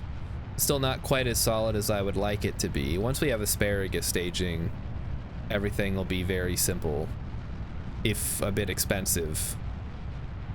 As we all know, asparagus staging is the most efficient, but also the most expensive of the staging types. X wants to play Core Keeper. What else? Satisfactory comes out. 1.0 comes out next month, I think. Shadows of Doubt comes out next month. It's a lot of stuff happening this fall. It's looking really good. The new Factorio expansion pack, DLC, whatever, is coming out. So that'll be cool. I guess. I don't know. I haven't played through Factorio in a while since they changed a bunch of stuff. Yeah, that makes sense. Why wouldn't those just crash into each other and explode? That's probably how that happens in real life, right?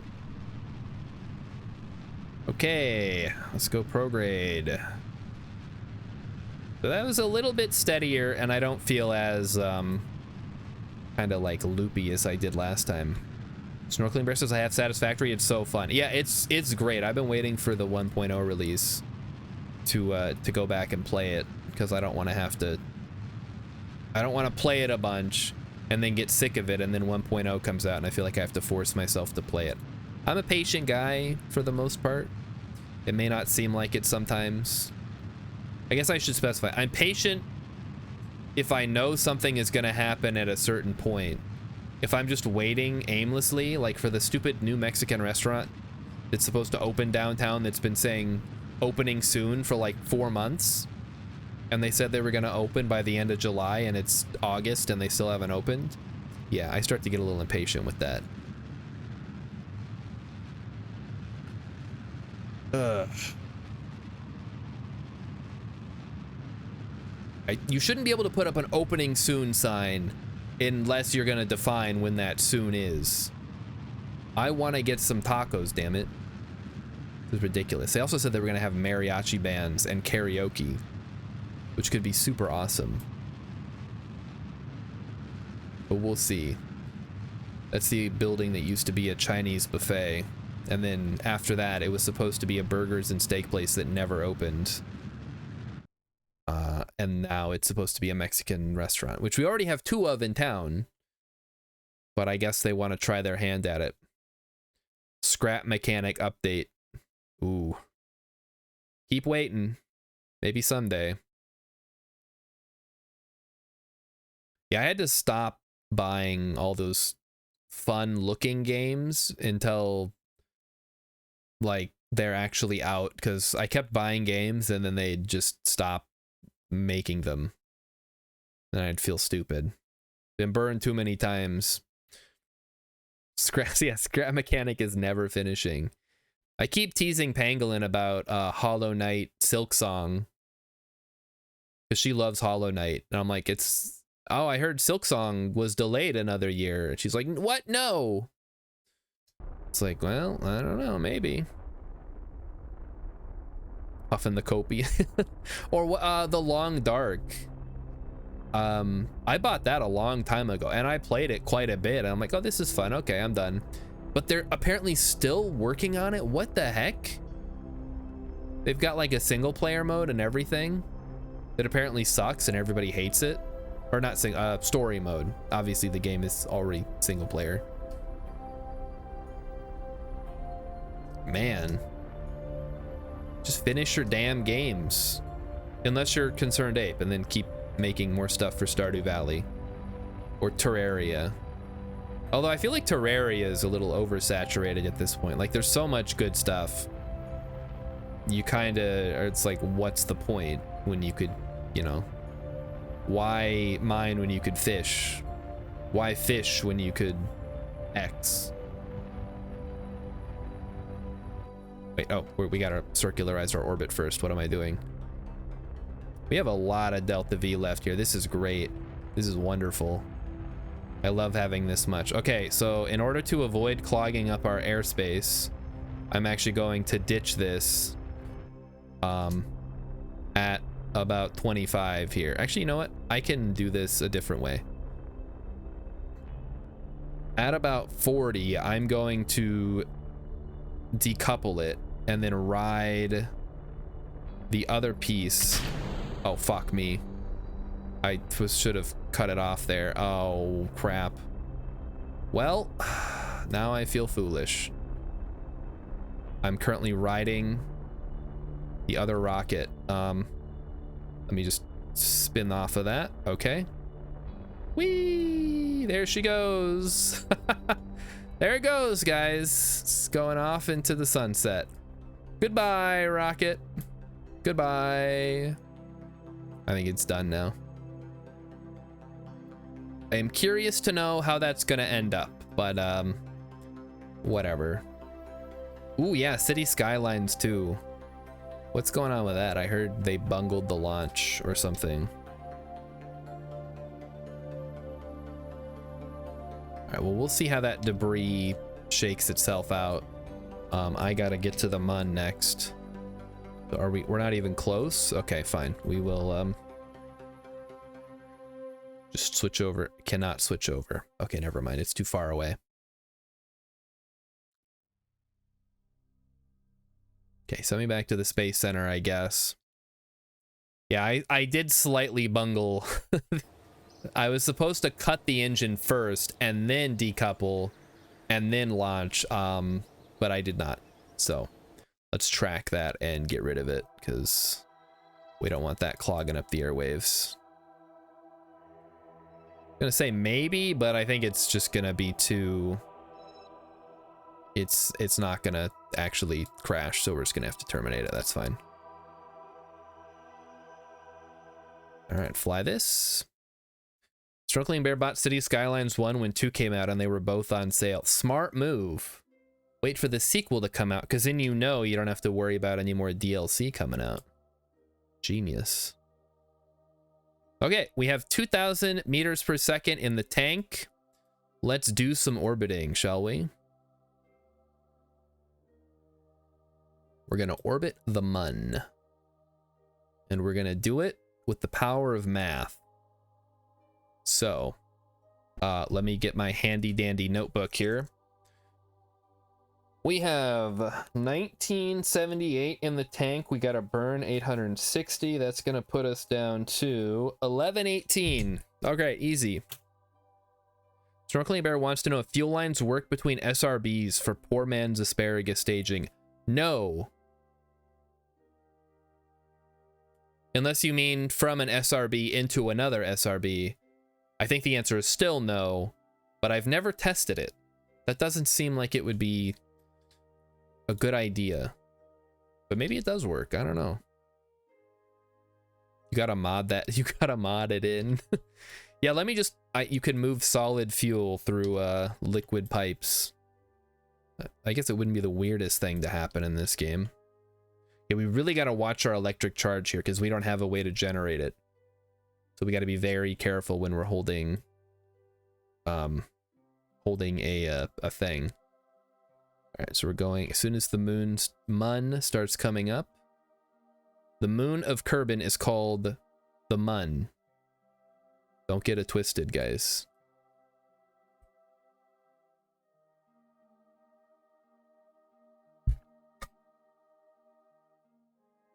Just waiting on the Mun to change.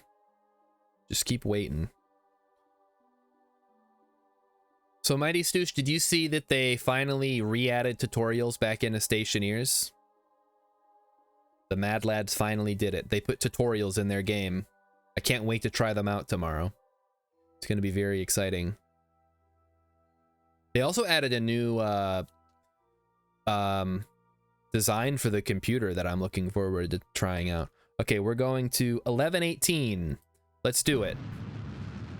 So once this says 1118, we shut it off.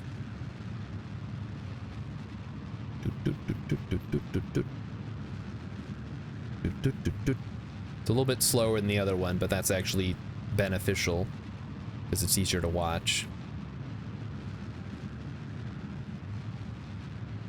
Okay, so 15 down to 14 down to 13 down to 12 and then down to 11, and then we'll finish it off here down to exactly 1118. Perfect. Okay, so I think that's as good as we're gonna get for now.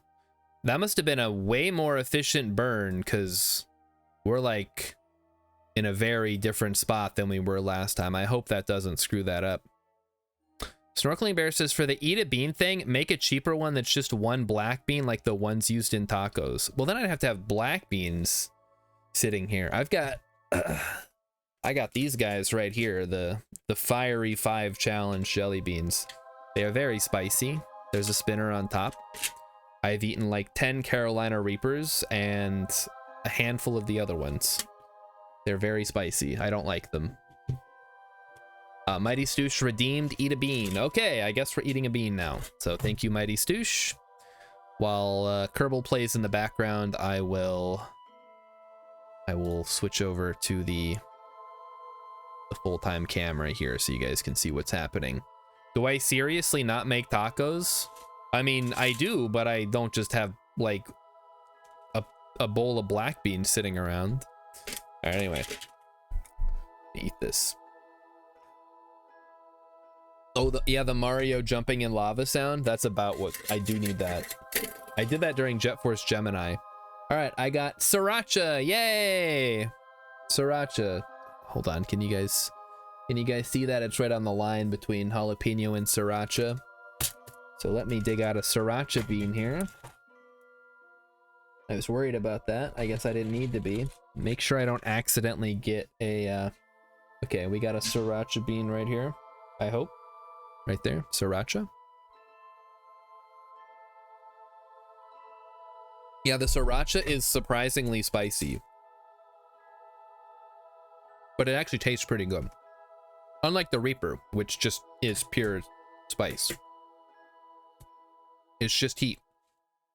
The sriracha has some flavor to it. Yeah, no water or milk. I mean, water would make it worse, as I learned. But no milk, no nothing. I mean, I had ice cream one time. But whatever. I can deal with it. All right, not too bad, not too bad. It's gonna be stuck to my teeth for a while, so I'll get to enjoy that spice for a bit longer. You guys can watch as my face turns to red and I start sweating. In the meantime, though, we got a game to play. Make sure everything is good and time warp. Let's do it.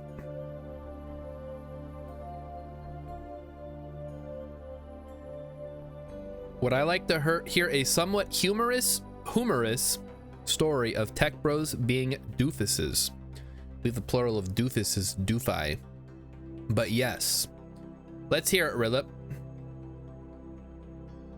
Tell us a story about the time you were a doofus. For those who don't know, Rilip is our resident tech bro. He's also very old. Doofus, plural, doofuses or doofi.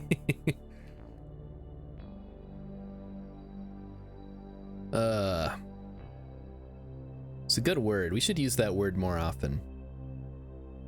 You know, when he said, would you like to hear the story? I thought he was gonna have it loaded up and ready to go. He's typing it out now manually instead of pre-typing it to paste into chat. It's amateur hour. Bored Ape Yacht Club held its annual hangout. They decided to put a UV light up for people to take pictures with. Is this the one where they burned out their eyes, Rilip? I already know this one. This happened months ago. You're so behind the times. Snorkeling Bear's brother calls them and their parents dingai. Instead of using UVA lights, they use UVC, which is, yeah, they like burned out their eyes and people got sunburns and stuff. How embarrassing. What is the benefit of going to a Bored Ape Yacht Club hangout? It's like, hey, I got a cool picture of a monkey. And by cool, I mean embarrassing and ugly. There's an, I heard about the ape dating app. They had to close because it was 99% men. Wasn't that the point? So all the Bored Ape guys could meet up with each other?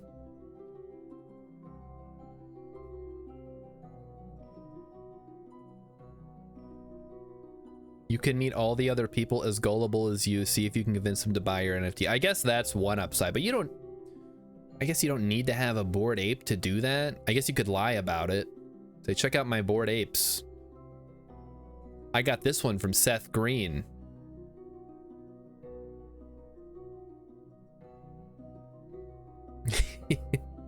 Yeah, all this like NFT and crypto and metaverse and Web3 stuff, it's very stupid. But I guess we just have to live with the stupidity for a while until people get over it. UVC is used in hospitals for disinfecting. Oh yeah, that's probably not good for you to be exposed to. Because yeah, you can get black lights. That's a thing. They have those. That's fun. You don't want the kind that will damage your body. Okay, this must be a really good transfer because... Oh, there we go. Oh, okay, that's actually really bad. That's a terrible, terrible transfer. So let me just fix this, hopefully, by doing this. Hopefully we have enough. Boy, I sure hope we do. I thought this was going to be a good transfer. It turns out it's actually terrible. I'm only on, yeah, I'm on a tiny bit of a collision course. It's okay. We have plenty of delta V to work with. All we got to do is widen our orbit a little bit. Then we'll circularize. And by circular, we're not going to actually circularize. We're going to get the like loosest orbit ever. Because I'm going to need to come back around to the other side. Okay, so we're going to get up to what, 30 kilometers will be good. Okay, perfect. Well, we're going to have a well, that'll actually be good to get a bunch of science if we really want to.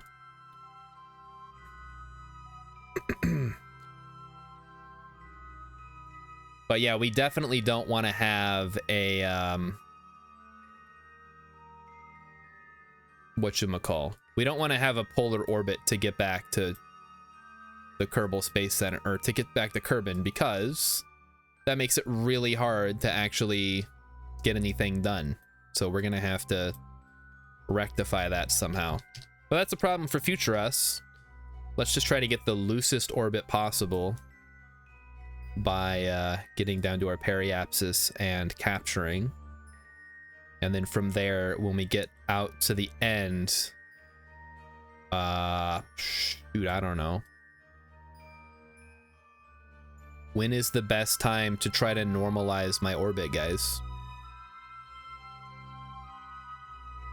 Snorkeling Bear once made a polar moon base. It was pretty cool. I bet that would be cool. Permanent views of Kerbin.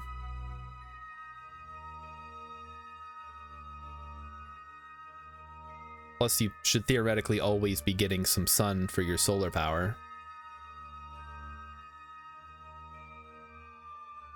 Oh, it was pretty cool. I get it.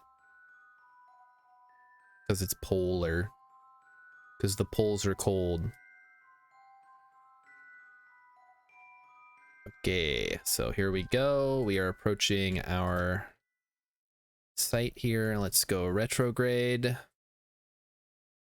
And once we get down to about 30 kilometers, we can adjust.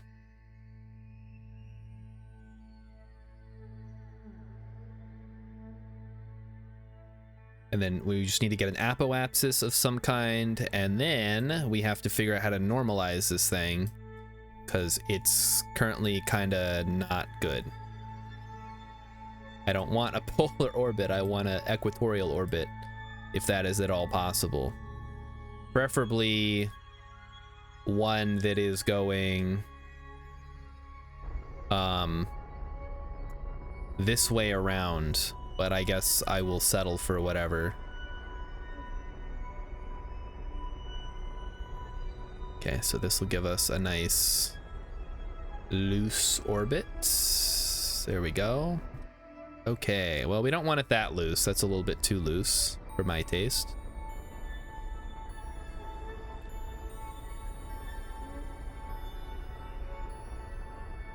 Yeah, this is yuck. I don't like this at all. This is very not good. At this point, we're almost better off trying, well, we don't have enough to land, but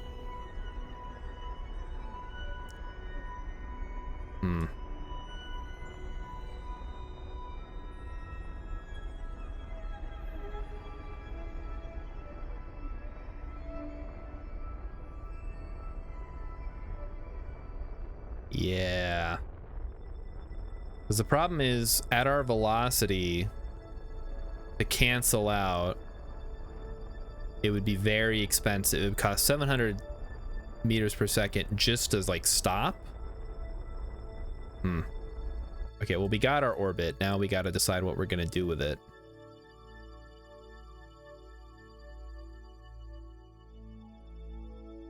I think, how much do we need? Like 300 to get back to Kerbin from lunar orbit. All right, we got that. Let me, while we're here, we will head back to, oh geez, head back to the Space Center. Yeah, I'm gonna try to use I'm gonna try to use my normal one to adjust the orbit, normal and anti-normal. But let's go ahead and take this so we get the advance. Do a spacewalk and rendezvous 2 vessels. That's actually not too bad. That would be a good, solid rescue mission, I guess, if we needed to do that. So what we could do is use all of our Delta V to get into a nice equatorial orbit. And then try to... No, we can't upgrade this yet. We could upgrade this. That would give us something. I guess we could upgrade this now, whatever. We're gonna need it anyway for that stuff. And we could test a couple of things at the launch site. Do I ever make space stations? All the time. Space stations are a gold mine. What the heck is this? Why is that on there? That's weird. Okay, let's load up the experimental rocket and do a couple of tests. So step 1, we get rid of the Science Junior. We take all the fuel out of that. We put the Harrier on the bottom. We grab a stability launch enhancer. And we grab a radial decoupler, which is going to go flying.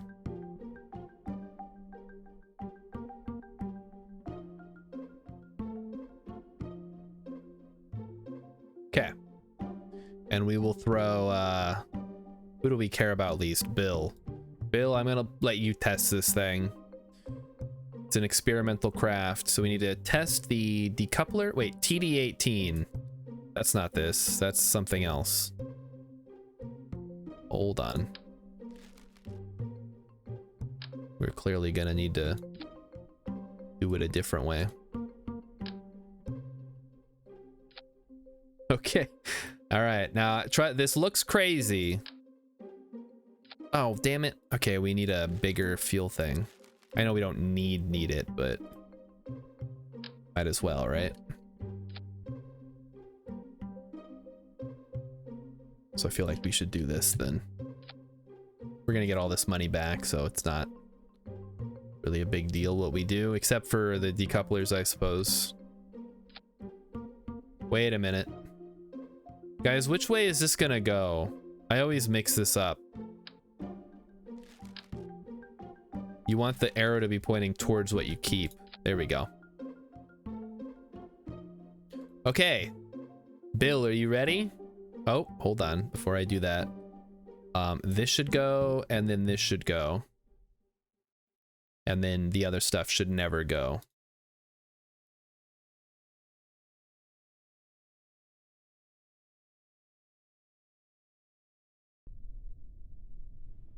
All right, this is just a test vehicle. It doesn't actually do anything.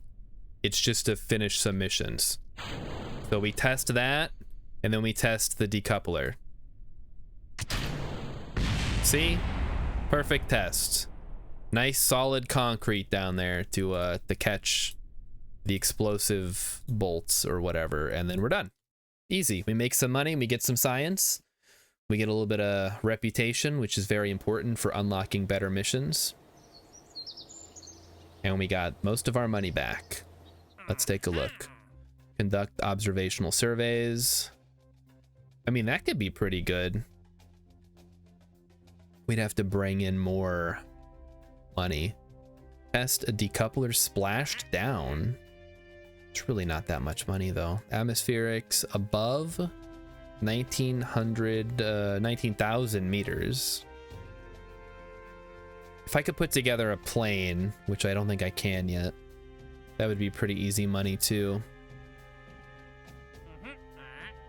Yeah, these are all, they give you no money. It's terrible. And then this one, we need to do a spacewalk. That'll give us 28. That's pretty good. And then we need to rendezvous too. So let's head back. Yeah, the aboves are good, like Rilip says. It's the belows that are the annoying ones. All right, let's hop in. 19K is too high for a plane unless it's a space plane. You're right. That is a little too high, isn't it? Okay, my next goal is to try to equatorialize this orbit. What? That's not a word, but that's what we're gonna try to do here. So we'll see. I think we have enough to do that. We might not have enough to also get back, but that's fine because we do have a mission to rendezvous 2 crafts, and we might not get to that tonight actually, but next week when we return to Kerbals, I will have to send out a recovery mission, I guess. Strunkling Bear has an epic mobile base on Lathe. Oh, nice. I've never made a mobile base. My bases are always stationary. Hello, Rogue Luke. Hello, hello. Welcome back once again. We're doing Kerbals. It's been a long, long time. I felt I owed it to my fans to return to my roots and play KSP. Now that KSP 2 is not officially dead, like Take-Two haven't said anything about it. But let's be real with ourselves. What are they gonna do? Who wants to buy the IP and then a crappy game that they have to clean up the mess on? Yeah, KSP 2 is it's done. It's whatever is out there is what's out there. There's never going to be Interstellar. There's never going to be colonies. We're never going to see all the cool planets that they were going to put in other solar systems. Maybe KSP 3 will get lucky. Who knows?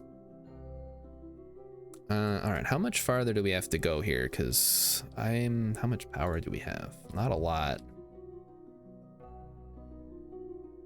All right, let's make sure that this is facing the right. Nope, it's the other way. I got to go anti-normal. Okay, there we go. Anti-normal. That is the way.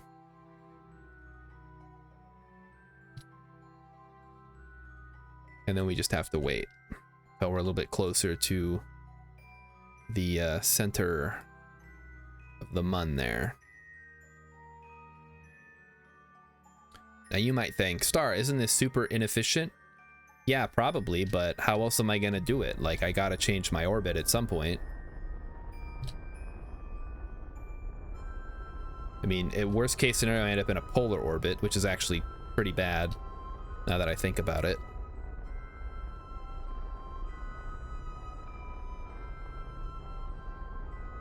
Snorkeling Bear once made a mod that added an Eve launch site.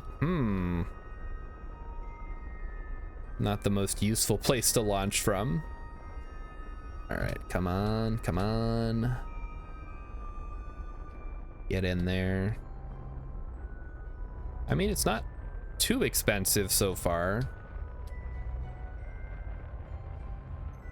Well, okay, I say that, but actually it is. It's been quite costly.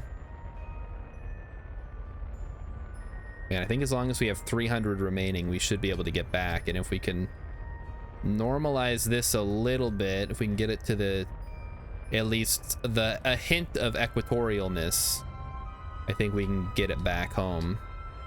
I am starting to think that maybe that's a bit of a wishful thinking on my part, though. Yeah.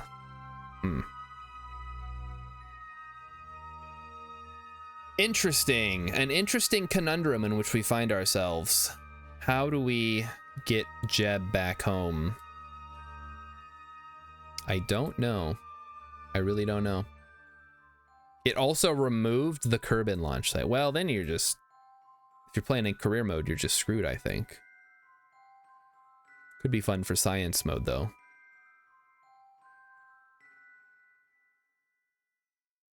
All right, let's do a loop and see if we can't try to get it on the far side here, where it intersects the orbital path of the mun. Again, if I can at least get it equatorial, I can fix it in post. We'll send somebody else. Decircularize and send a rescue mission. Well, the rescue mission is also gonna give us our rendezvous 2 vessels, so If I spend all my delta V circularize or equatorializing, I don't know what it would call, normalizing, I think that'll be enough. It's not like he has to worry about eating. And it's not a super long trip anyway to send somebody out there. Ugh. I mean, it's the orbit is longer than the trip itself, I think. Just judging from how slow we're going. Jeez. Okay, let's speed it up a little bit. It's going to be a very, very long series of events. I can see that now. And I just have to find out where... Oh, we have... Okay, I wasn't expecting that. Interesting. How did we get out of the Mun's orbit, guys? I thought we were pretty well orbitalizing. Boy, I sure hope we're not trapped in this orbit. This is terrible. I don't think there's any way back from this.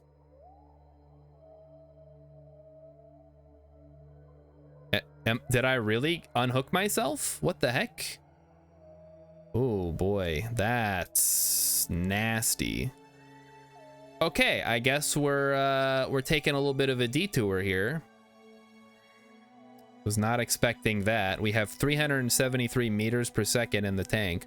We might be able to recover from this. Time warp to a Mun encounter.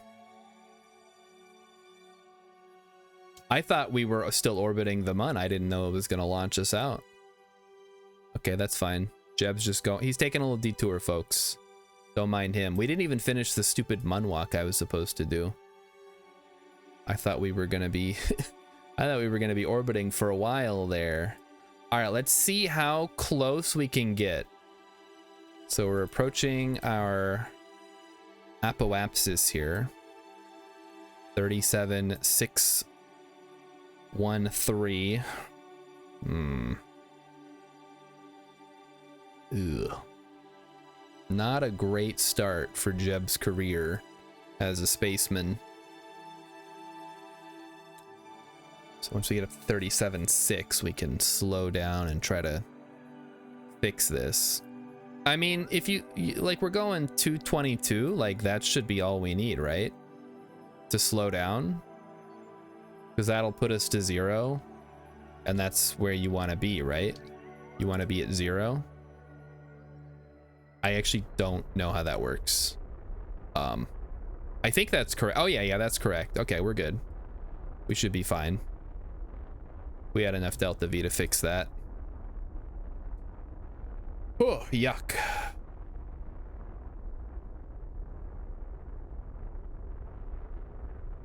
Well, at least we're gonna send Jeb home instead of getting him caught around the Mun, which is, I think, better long term. Or in the short term, maybe. Yeah. Things are looking good for old Jebediah Kerman. He's gonna be just fine. Hopefully we have enough ablator in the heat shield to keep him alive. We're gonna drop this down to about 25 is my go-to. Even like, because this is no worse than coming back from the Mun, basically. Like even Minmus, I do the same thing. It's not the worst idea. Okay, there we go. Send space junk into Mun orbit, then rendezvous. Might actually be easier if I just... actually, docking ports are a ways off. You might be right about that. Just send like an empty fuel tank. Okay, so let's go ahead and get... Actually, does this far out give us anything different? I don't think so. I think it's just deep. Like high above Kerbin. Yeah, that sucks.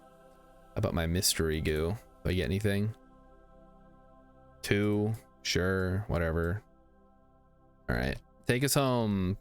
Time warp.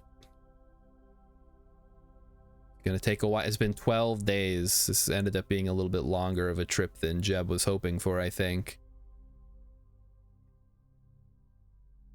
Do not give me a Mun rendezvous. I will have a BF. I swear, if we get a Mun encounter, I will be very upset. Oh no. Please, no, game. No, tell me we're too far below it. Oh, for fuck's sake. Come on now. Well, at least we can get the Munwalk.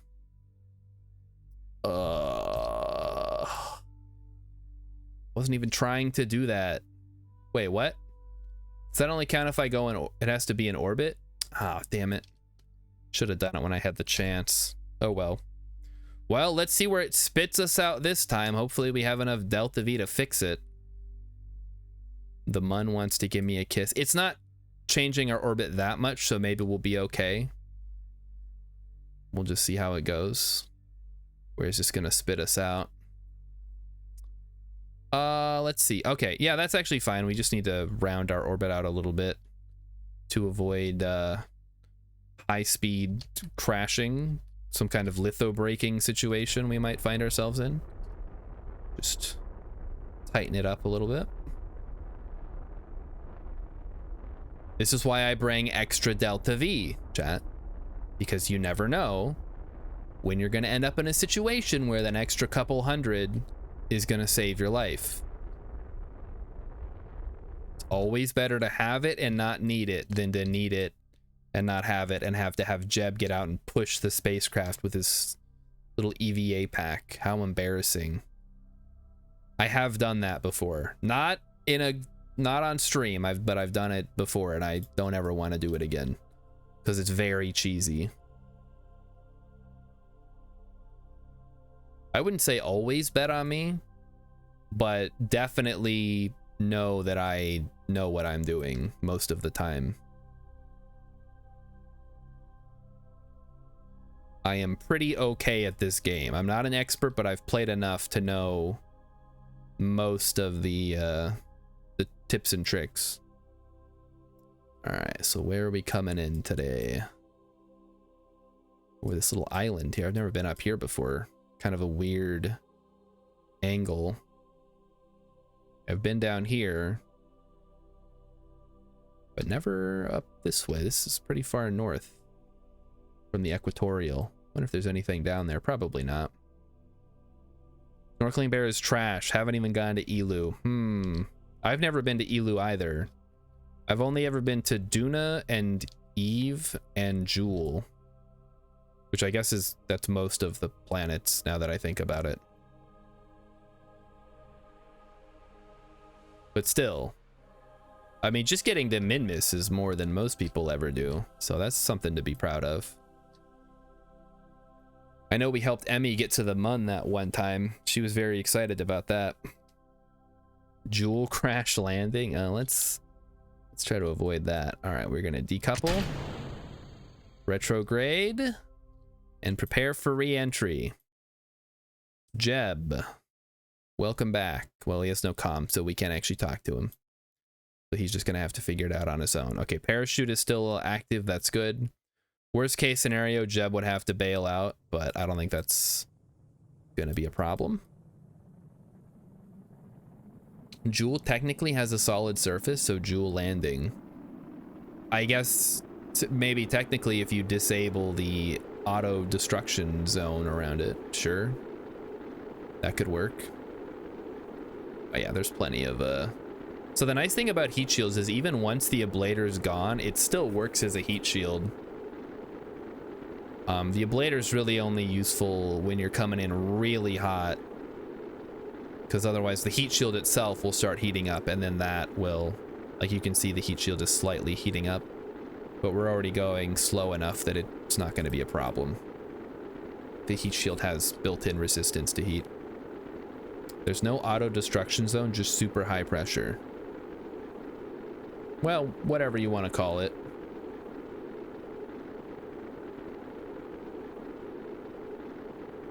Like if you go below this level and try to have a craft, it will explode. Each part has a pressure limit. Is that how that works? The heat shield is heat resistant, yes, even without the ablator in it. The ablator just adds extra weight. I mean, again, it has its uses. I'm not going to say it's useless, but you don't need as much as you think. And you can save weight by taking out some of the ablator. Probably also save weight by not bringing so much science-y stuff with you. You'd probably ditch the goo at this point. I'm not getting anything out of it. All right, and that'll be our last mission for the night, chat. So once we've landed with Jeb safely back on Kerbin, we can call it. And tomorrow, Mighty Stoosh, you'll like it. Is the ablator useless? It's not useless, but you don't need the max. You can cut it down. I go down to 1 tick of it, which I think for this one is 20. It's like it goes in 10% increments. But yeah, it's only useful if you're planning on like a crazy hot re-entry where you're gonna need to ablate the heat rather than absorb it and radiate it away. Yeah, Brilip is right. You don't need any ablator just coming back from the mun. So there are like any interplanetary transfers, you are gonna want to have some if you're aero braking, which if you're smart you will be doing. If you're going to Eve, it can be good. It beats the heck out of the stupid inflatable one that just blows you up. Remember that one when I tried to land on Eve and everything exploded? Thanks for the tip. Yeah, I'm happy to help. I had to learn all this stuff, like I said. Hey, there's a tree over there, guys. Maybe we should walk over and go check it out, although it is quite a ways away. There's another one over there. It's fine. I'm not gonna walk for 20 minutes to get one tree. Maybe if there was a really cool rock. The inflatable one looks neat. Yeah, well, it just turned into a big umbrella when we tried to land on Eve, so I've learned my lesson. And yeah, if it's working, you didn't need it. Exactly. I'm gonna have to learn how to land on Eve at some point, because I'm gonna have to do it. Like at some point I have to do it. I've only ever done it with probes. I've never been able to land a Kerbal on Eve. Now, granted, I did bungle quite a few Eve missions in the last series when I tried to send like orbital stations to Eve and they were going the wrong way around, and I tried to correct it and I tried to send out fuel, and when I docked them, they didn't want to dock properly. It was a whole thing. That was a mess. Is this Highlands? We might actually get something good here. Observe mystery goo. Well, and by good, I mean we get like 2 things of science each. Wow. It's one of the downsides with taking playing on hard mode. You get the rewards are so low. It almost doesn't feel worth it. All right, recover the vessel. Rilip has a trick for Eve landing. Save something like 20 Delta V to cushion your landing. Despite the atmosphere, you have to land pretty gently. I'll keep that in mind if I ever go to Eve again. I don't know what my plan is for this playthrough. We'll see. Bring Munstone? Absolutely, I will do that. We can test some stuff at the launch site and land it at Kerbin. That'll be easy. That's free money. And rescue Jacef Kerman from Kerbin. Absolutely. We can start taking the rescue Kerbinauts. Let's get out of here. Bring a mobile lab to Eve. Oh boy. Okay, so that's Kerbal Space Program. It's back on the channel, guys. If you're a YouTube watcher and you've made it this far, congratulations. I look forward to seeing you more if you came here for KSP. I will be back tomorrow as usual. We're going to play Stationeers, which is another wonderful simulator space game that you may enjoy if you've never heard of it. It's wonderful. And Friday is looking like Vintage Story or Other. So we're playing all the hits, all the games people like to watch. We're going to be playing all those. It's going to be great. I'll see you guys tomorrow. Yeah, good night.